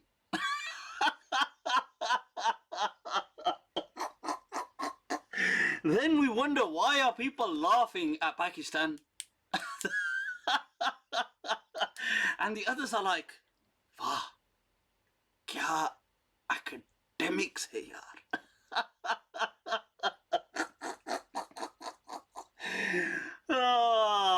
You know, was it, what was the year? Was it 1919 actually, when Einstein had his thing of general relativity had been affirmed and published. It was around that time anyway. So 100 years ago, you've got Einstein, people, and he's come up with this, and they've done this, and they've thought, look, wow, you know, look at this relativity and the way we've demonstrated light, and at the time quantum physics is being kind of discovered, and all these things going on, and World War I has just finished, and people are thinking, whoa, what's going on?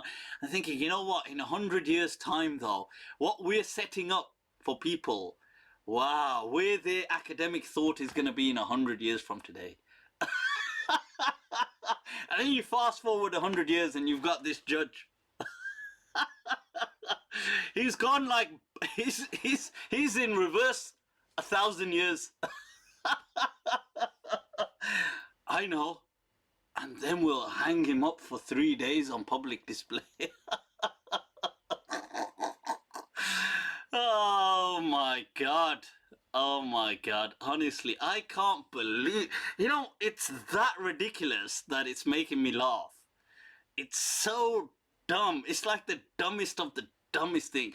Thank God there's been an outcry in Pakistan by news anchors, news reporters, by analysts, by critics. There's been an outcry saying, has this judge lost his mind?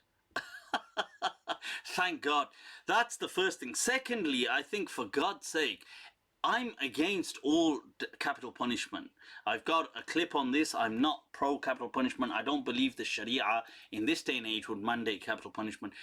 And although I accept that's a political debate, and I accept that, as you know, they may, you know, people would disagree with that, but I really feel that in this case, trying to execute General Pervez Musharraf is ridiculous. I mean, Pakistan has worked so hard since Imran Khan to kind of try and build a reputable image in the international community. This will just plummet any reputation that they've built so far below any respectable line, people, that this is ridiculous. You know, so I don't know, Allah, you know, the world, what is happening to the world? You know, you've got that in Pakistan, just when you think Pakistan's improving. And then across the border, you've got India with the whole CAA and, you know, Desh tabah ho raha hai, you know, and here, on this side, Mulk gharq ho raha hai. You know, it's like, so I think, yeah, Yeah, I mean, I don't think they will let Musharraf hang. If they do, Pakistan's going to suffer economically, massively. I mean, you know, I think the international community will think that Pakistan ain't going anywhere. Forget investing in Pakistan. So, because they'd actually been rising. The GDP had been doing reasonably well since Imran Khan has come in. Right, so... right. What's going on? Somebody said, Mufti, the thing you said, I said to you, the rationalism you stick to, if you stick to this, faith will slip out of your hands. Sure. But you see, I was told this by people who are dogmatists 20 years ago. Yeah.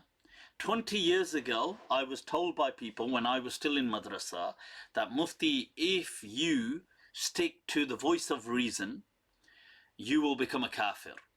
Yeah. So I said then, as I say later on, that Allah gave me an aql for a reason. If He gave me an aql and then He's going to punish me for using it, then to me that doesn't make any sense. I will stick with the sound voice of reason, which to me hopefully echoes a divine bestowment from God. 2 decades later, people, I am still here. Many of those people who said to me about faith slipping away are in a crisis of faith.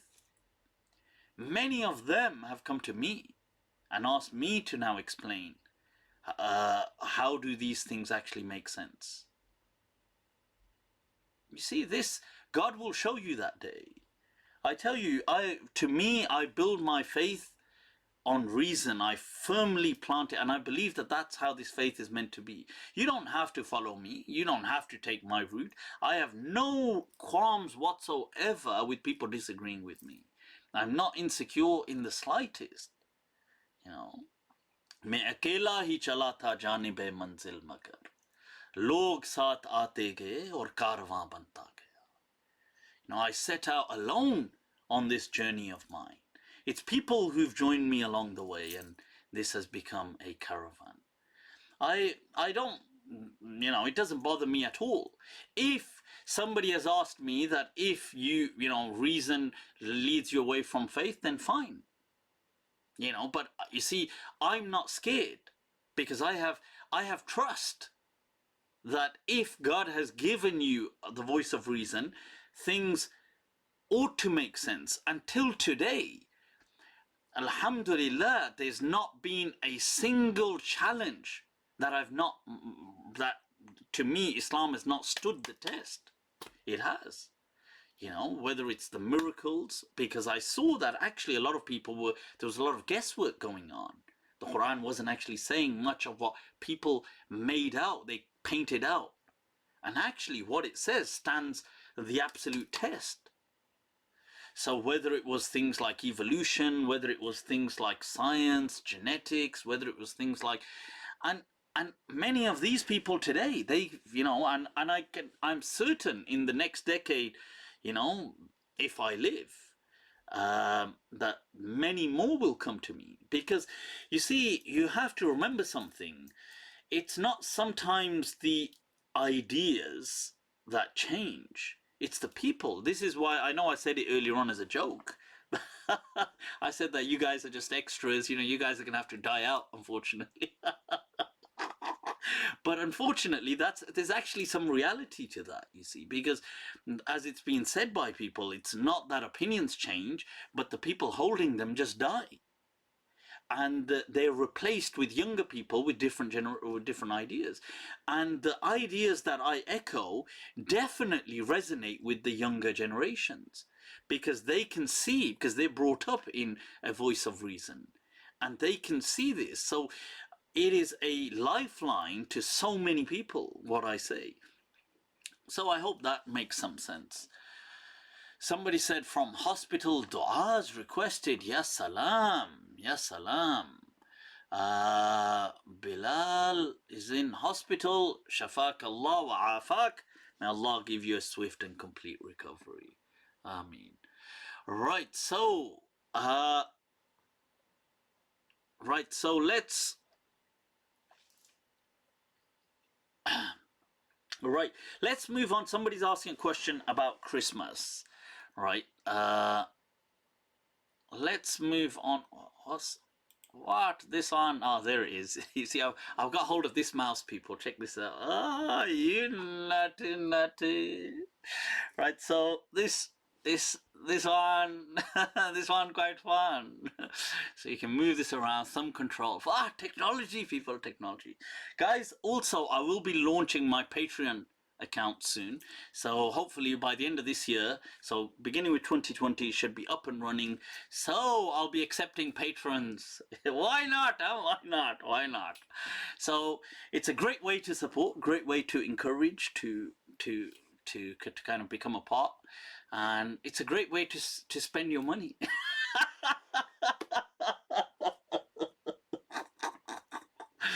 बोलना पड़ता है यार, बोलना पड़ता है. So let's move on to, shall I show you guys some of the comments going on? What is going on? Look at that, people. All right, you got the comments right there.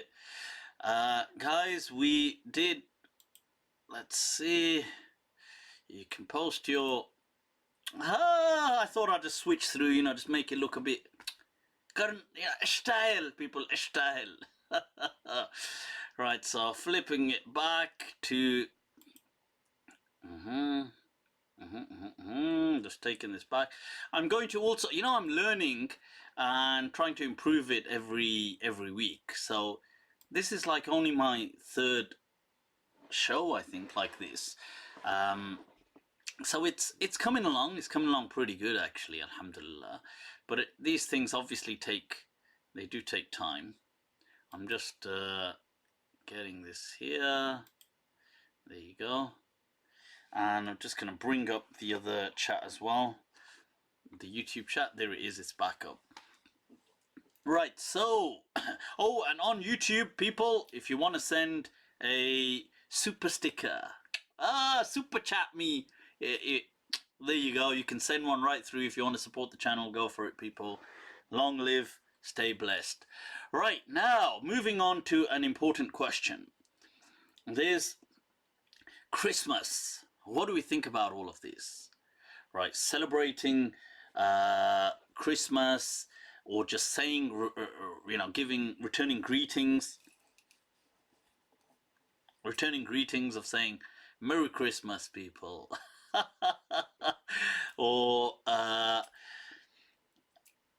setting up a Christmas tree, or Santa Claus, Father Christmas kind of thing, gifts, getting together on Christmas Day. What do we think about all of this? So let's take a look. Right, so first of all, I'd like to tackle this from a few perspectives. Let's look at the religious angle.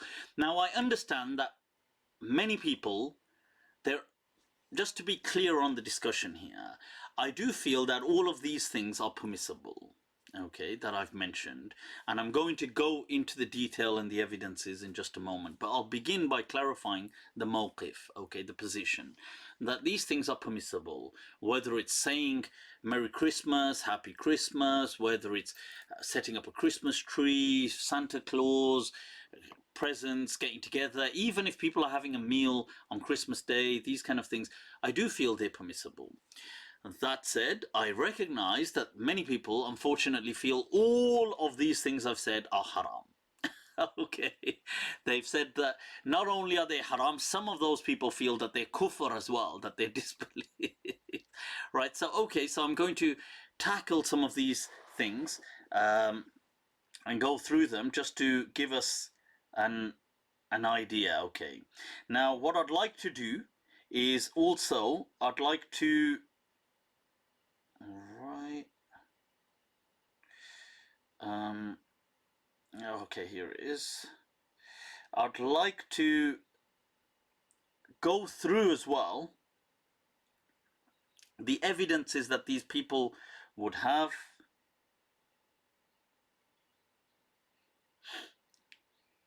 And sorry, I'm just bringing up here a list just to begin, because I know a lot of people will object to what I'm about to say. So first of all, I'm not alone in saying these things. I'd just like to, for the greetings and saying things like, you know, Merry Christmas to non-Muslims and stuff like this, or just exchanging greetings. Not only is it an old opinion from the Hanbali madhab, one of the four schools of law within Sunni Sharia, but it is also the opinion of You've got Sheikh Abdullah bin Bayya has given that fatwa. You've got Sheikh Ali al-Jifri has given that fatwa. You've got Sheikh Yusuf Qardawi. Sheikh Ahmed Tayyib, the Grand Sheikh of Al-Azhar, has given that fatwa. Sheikh Ali Jum'ah before him had given it. Sheikh Abdul Sattar Sa'id of Al-Azhar had given that fatwa. Sheikh Ahmed Mamdouh, who's the resident Mufti and head of research for Dar al-Ifta in Egypt, has given that fatwa. Sheikh Sayyid Dasuqi from Qatar has given that fatwa. Sheikh Mustafa Zarqa has given that fatwa. Sheikh Rashid Rida had given that fatwa. Sheikh Tahir al-Qadri from Pakistan has given that fatwa. Allama Javed Ghamidi Saab has given that fatwa. Sheikh Ahmed Sharbasi from Egypt has given that fatwa. Sheikh Ahmed Babikar from the UK has given that fatwa. These are just to name a few. And then, of course, last but not least, yours truly has given that fatwa. So people, just to show, first of all, that there is that there are many ulama who have said this is permissible.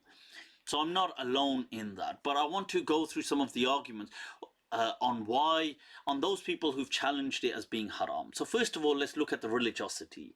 They've said, well, Christians claim that Jesus was born on this day. So, okay, the birth of Jesus. Now, we know, although that isn't factually accurate, but let's say this is a day in its origin commemorative of the birth of Jesus Christ. Now, okay, alayhi salam.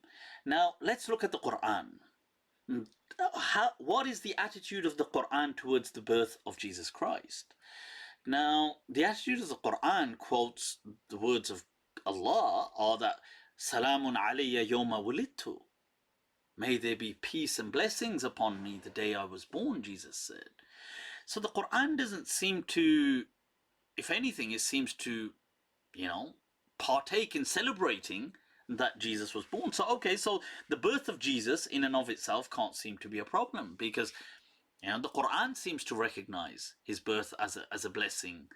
So you say, well, that's okay, but the Christians, when they say Jesus was born, they don't mean Jesus the way we mean Jesus. They mean Jesus, the Son of God.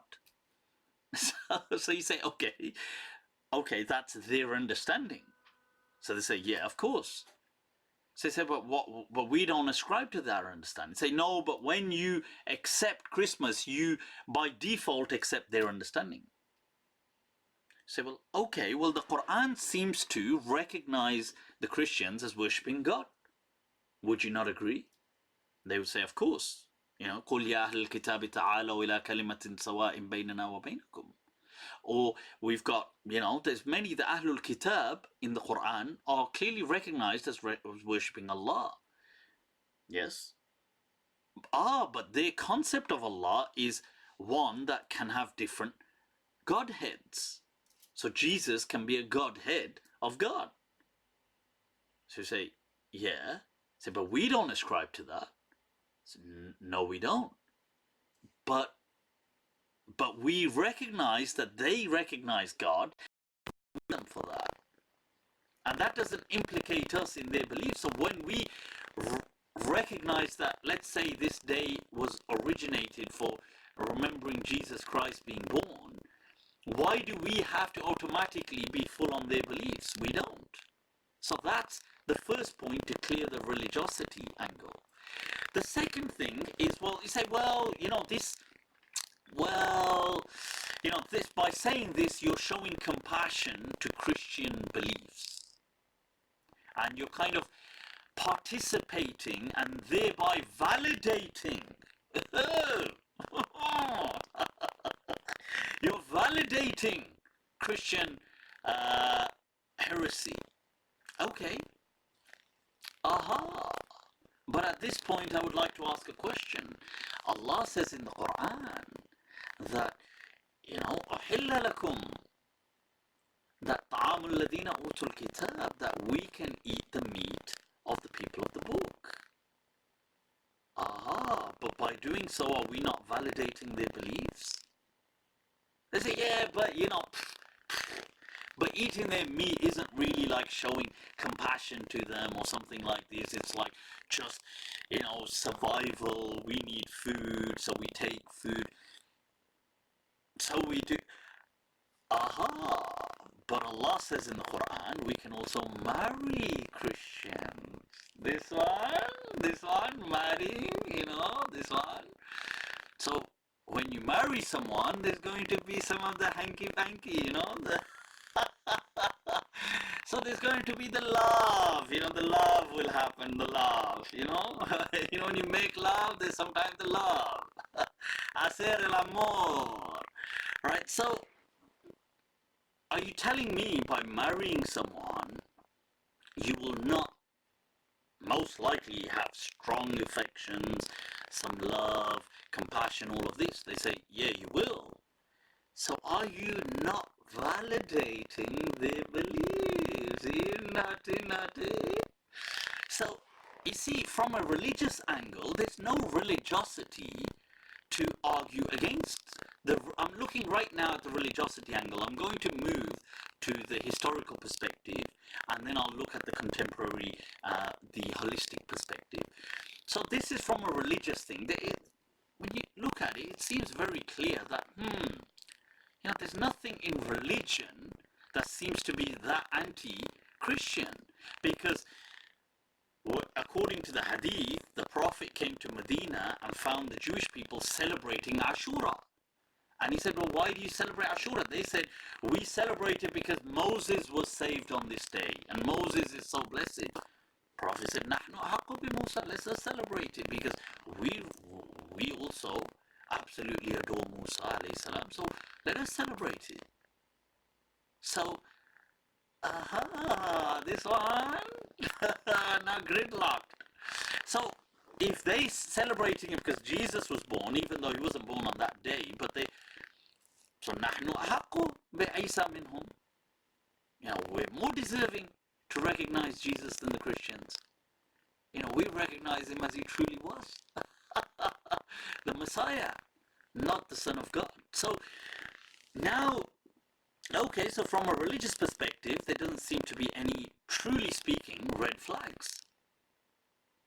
Because if we're going to be honest, because if you say any form of validating them must equal kufr, then validating their meat, or validating the fact that they slaughtered to a trinity, right, in the past, validating that you can marry a Jewish woman who, according to Judaism, in order for the child to be born a Jew, the mother has to be Jewish. So you're validating Judaism. But, so, are you not? So, I mean, it clearly can't be that. Now let's move to the historical perspective. Now, I do feel that, look, historically, it is true that many ulama were against these kind of practices, like if you go back 1200 years. But you have to remember that, look, 1200 years ago, the world was a very different place. There was a lot of confrontation, and the world was kind of sectioned off. You know, you had Arabs living here, you had Christian Byzantines over here, you had Persians over there, you had, you know, it wasn't kind of integrated the way the world is today to some extent, especially in the West. Now, so they naturally, when you other off the other person, that he's the other, you don't want to sometimes be like them. You don't want to even do things like that. And there's a conscientious effort. A good example, it's a petty example, but it's good to show things. Let's take India, Pakistan, just as a quick momentary example. Right now, look, India, Pakistan, in essence, are the same kind of people. You know, northern India, anyway, because Pakistan is part of northern India, they're the same kind of people. I mean, we speak the same kind of language, we have the same kind of culture, same kind of things. But because of the political divide, Pakistan doesn't want to be associated with India in any way. Indians don't want to be associated with Pakistanis in any way. Now, to the extent that, look, there's words. Now, check this out. There'll be words in Urdu and Hindi, right, which they won't use. amazing words, and I think, why not? These are like really good words. Like sometimes, like let's say you have the word sameh, like summer I mean, not like summer, like the environment, but it means like time. If I say us sameh, now it's more used in Hindi, so in Pakistan they'll never use it. You know, they'll never use this kind of word. We'll just use waqt. Now, there's nothing wrong with using waqt, but you see, sameh would only be, no, India, they're going to use that word. You know, like, and they're very conscientious about the words they use. It's crazy, honestly. I'm not, like, they will never, like, they'll make a point to not say certain words because, and differentiate their words to look different. That we don't want to seem similar in any way, forging an identity. So in a similar way, now this, look how petty this is, with just words, which if you think about it, you understand them, they understand them, but we won't use the word. You know, like let's say the word life, like Jivan. Like no, we can't use that. Because, you know, this is really a Hindi word. We have to use just an Urdu word, you know, just zindagi, zist, yeah, wo, whatever, but we're not going to use Jivan. Like this kind of stubbornness, now you take it from this level and you go back 1,000 years and imagine then when the races were different as well, and religion was different, and language was different, and culture was different. So the animosity is going to be much more stark. So you've got there people saying in the past, look, if you donate, if you gift an egg to somebody, to a Persian person celebrating the Nairoz, which is the Nairuz, which is the New Year's Day, then that is kufr. But it isn't really, but it's just because in their day and age, this was something that was so, you know, oh my God, we're going to be so different. So I accept in the past there was this thing, but that doesn't make it Islamic.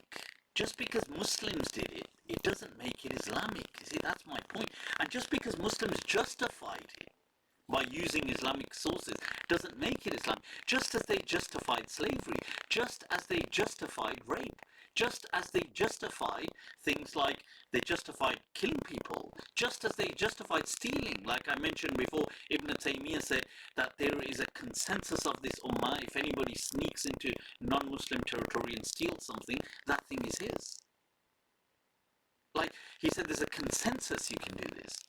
And you think, no, but that's stealing. And just because in their day and age it seemed normal to them, doesn't make, I'm not trying to blame that. Look, what I'm not doing is demonizing them. They were a part and parcel of their collective consciousness. One person couldn't change their entire environment. But what I'm saying is we today should have enough intelligence to separate culture, their age, medieval social culture, from religion. And just because Ibn Taymiyyah said it, or this person said it, we shouldn't throw God under the bus. So that's what I'm saying, okay? Now, if you look at the hadith of the Prophet, however, when the Prophet moved to Medina, what did he say? Look, in Medina, majority of the people were not necessarily Muslim. I mean, sorry, there were many Muslims in Medina, but there were still many non-Muslims.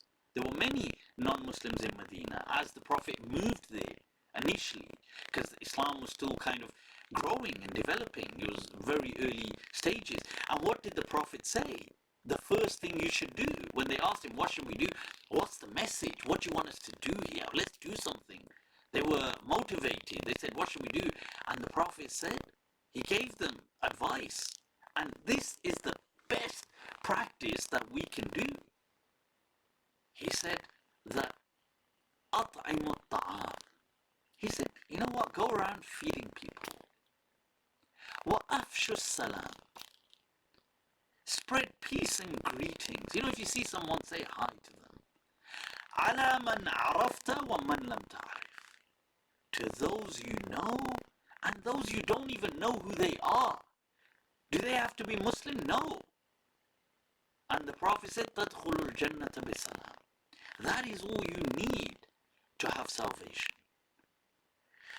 Now, the Prophet was encouraging to go greet people who weren't Muslim. Just greet them, just be good human beings. So that's the message you find from the prophetic guidance.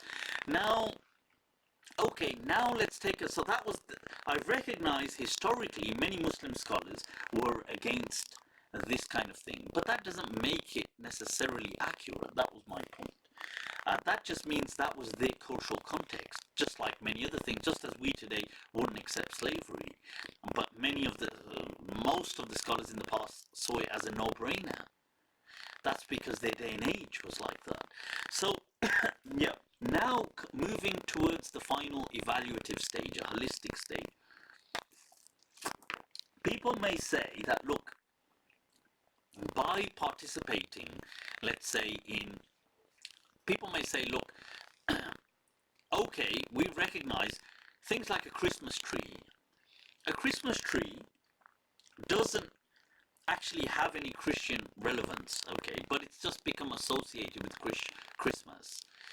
Some people say it was a Roman practice, some people say it's something else, but it became affiliated with Christmas, but it wasn't actually part of the Christian thing.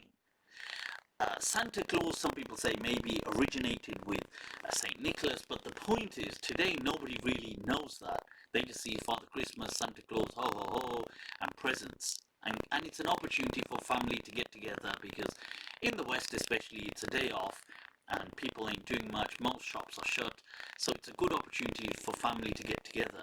The other thing is, in the West there is an incredibly increasing and an increasingly individualistic culture where the individual is, you know, my life is my life. I don't really, it's not that family oriented. I mean, maybe your own nucleus family, like your children, that kind of family, but not extended family. So people are usually busy with work, they're busy with things, and Christmas is seen as a time where there's a bit of, there's like an atmosphere of a kind of family values. So people will say, let's get presents for, let's have a whole extended family meal, let's get together, let's do these things. So these things are great opportunities for that. They're not actually doctrinal in any way. They're not Christian in doctrine. Okay, so just to clarify that point. Now, somebody may say, okay, I recognize that Santa Claus today is not seen as something, as a religious act. A Christmas tree is not seen as a religious act. A family getting together, having a meal is not seen as a religious act. Buying presents for kids or whatever is not seen as a religious act. However, they may object rather that the roots for all of this, they come from Christianity. So the roots that, although this today doesn't look religious, but if you kind of like went back into its tiny roots when it was just a microorganism, it had Christian kind of seeds to it. I would say, look, okay, even if it did, because obviously the roots were either Roman or Christian, or there was something, they obviously came from somewhere. But then I would argue that, look, let's take a look at the Hajj. I've got a whole video, you can check it on YouTube, on the Black Stone and on Safa and Marwa, explaining that, look, Safa and Marwa and the Black Stone and these things were most likely all pagan practices before Islam. They weren't something that, this story that Hajar alayhi salam kind of ran between Safa and Marwa is most likely made up by later Muslims, because the Quran actually tells you about Safa and Marwa and does not mention that story, although it was the perfect time to mention the story. Right, so you had, in fact, if you read the tafasir, read Qurtubi, these other mufassirin, Qurtubi mentions that وَقَالَ بَعْضُ أَهْلِ الْعِلْمِ مِنَ الْأَنصَارِ, that some of the great knowledgeable companions from Medina, when they came to Mecca, they refused, when they were on the Hajj, they refused to do Safa and Marwa, because they said that this is from the Jahiliyyah, pagan practices of the people of Mecca. Because on Safa and Marwa, it was not Hajar, there was a female goddess called Naila, and there was the male goddess Isaf, and they were lovers that had violated the sanctuary, and they were turned to pillars of stone. And it was the yearning between them, the running between them, that was this act of display between two lovers. This is the true history of Safa and Marwa. It's not Hajar ran 7 times. This was just something that later Muslims just kind of made up so they could build a bridge with other Arabs in the Middle East, just to say that no, it's got Abrahamic roots to it. Because how do we know this? Because the Ansar themselves said that we refuse to do Safa and Marwa. This is from Jahiliyyah. This is Na'ila Nisa. What have we got to do with them, gods? And Allah says in the Quran, Inna Safa wal Marwata min sha'airillah. That yes, now Safa and Marwa, it may have had a history, but now they are seen as symbols and symbolic of God. فَمَنْ تَطَوَّعَ, and here تَطَوَّعَ does not mean مَنْ تَنَفَّلَ, because it's not nafal, it's not voluntary, it's an obligatory act of Umrah and Hajj, Safa and Marwa. فَمَنْ تَطَوَّعَ أي مَنْ حَسِبَهُمَا طَاعَةً لِلَّهِ, whosoever took these things to be a ta'ah for Allah, an act of worship, فَإِنَّ اللَّهَ شَاكِرٌ عَلِيمٌ, then indeed Allah is grateful for you seeing this as a practice to God. Because your physical acts don't reach God, it's your devotion.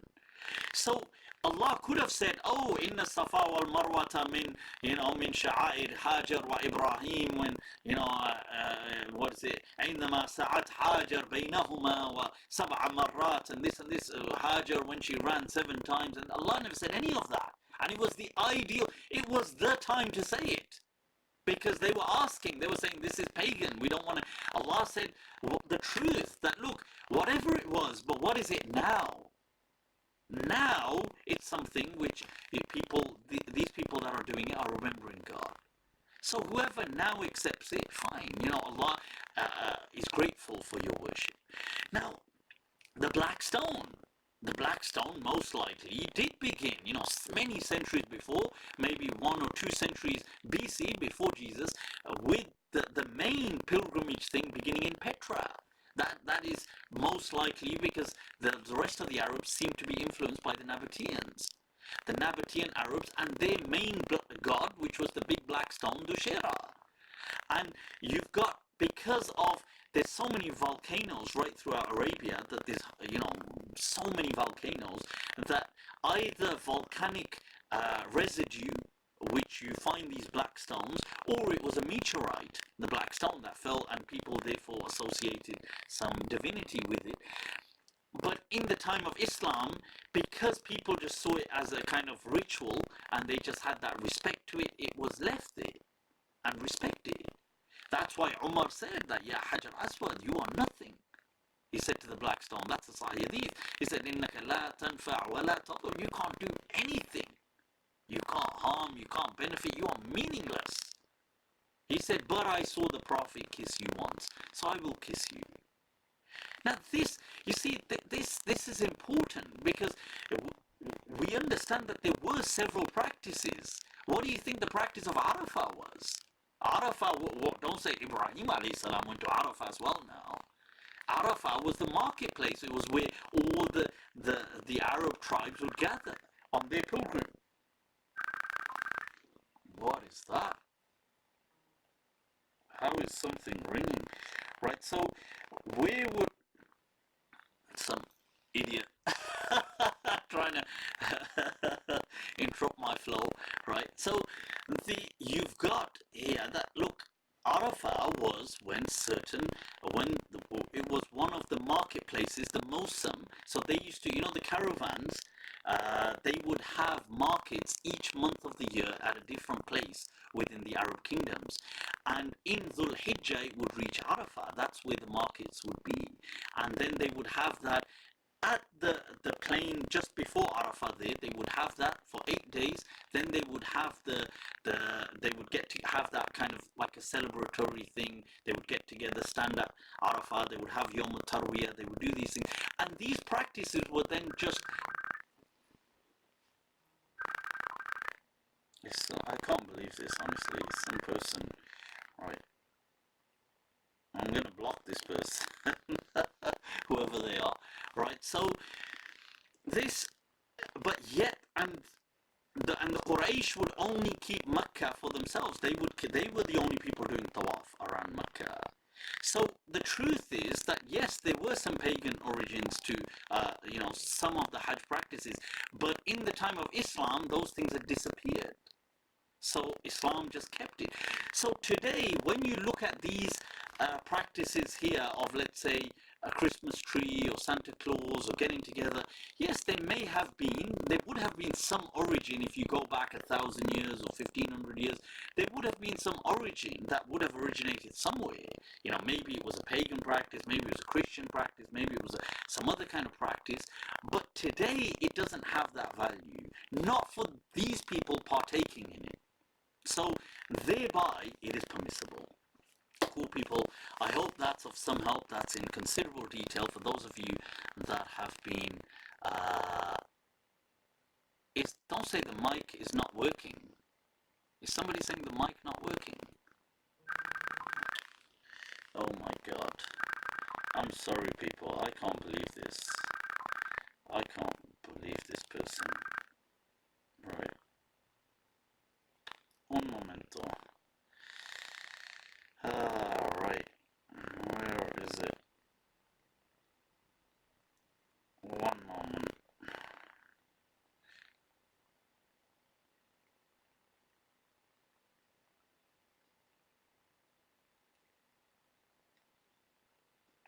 There you go. Blocked. That'll teach you to call me. Right, so people, right now, let me just bring this up. So we're gonna have to wrap this up. I've got a little, if I can just, oh, there it is. If I can just get up here a video. I've got a little clip for us, people. This is an example of Muslims trying to.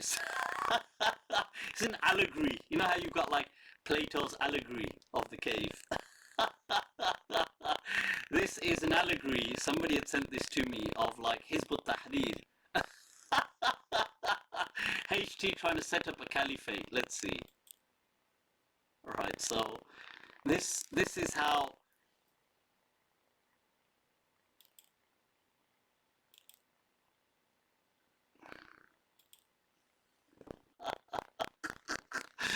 Oh damn, I had to share that. I was like, that is so funny. Yeah, salam.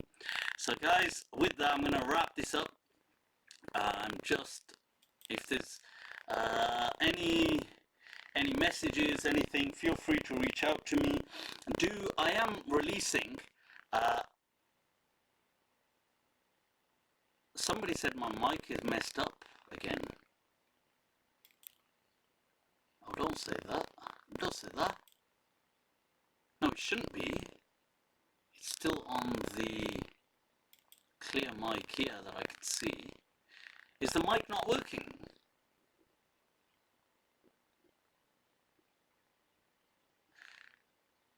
Right, okay. Right, somebody said the mic's not working. It's not been working for an hour. What the heck? Don't tell me that that's true, people. Peoples! I'm going to be gutted if that's the case. I've just been pouring my...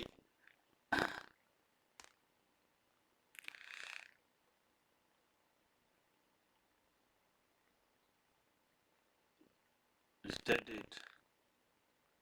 Ah. Somebody said it's rattling. That's what it is. I don't know. I don't know, people. Well, I hope that it managed to record. Nevertheless, if it didn't record, I'll have to upload from the recording. But guys, as always, it's been awesome. Mufti sounds like the poltergeist. Okay. Right, so people, you've still been bearing through all of that with me. Much love. Right, shukran for all of that. Do subscribe to my YouTube channel if you haven't already.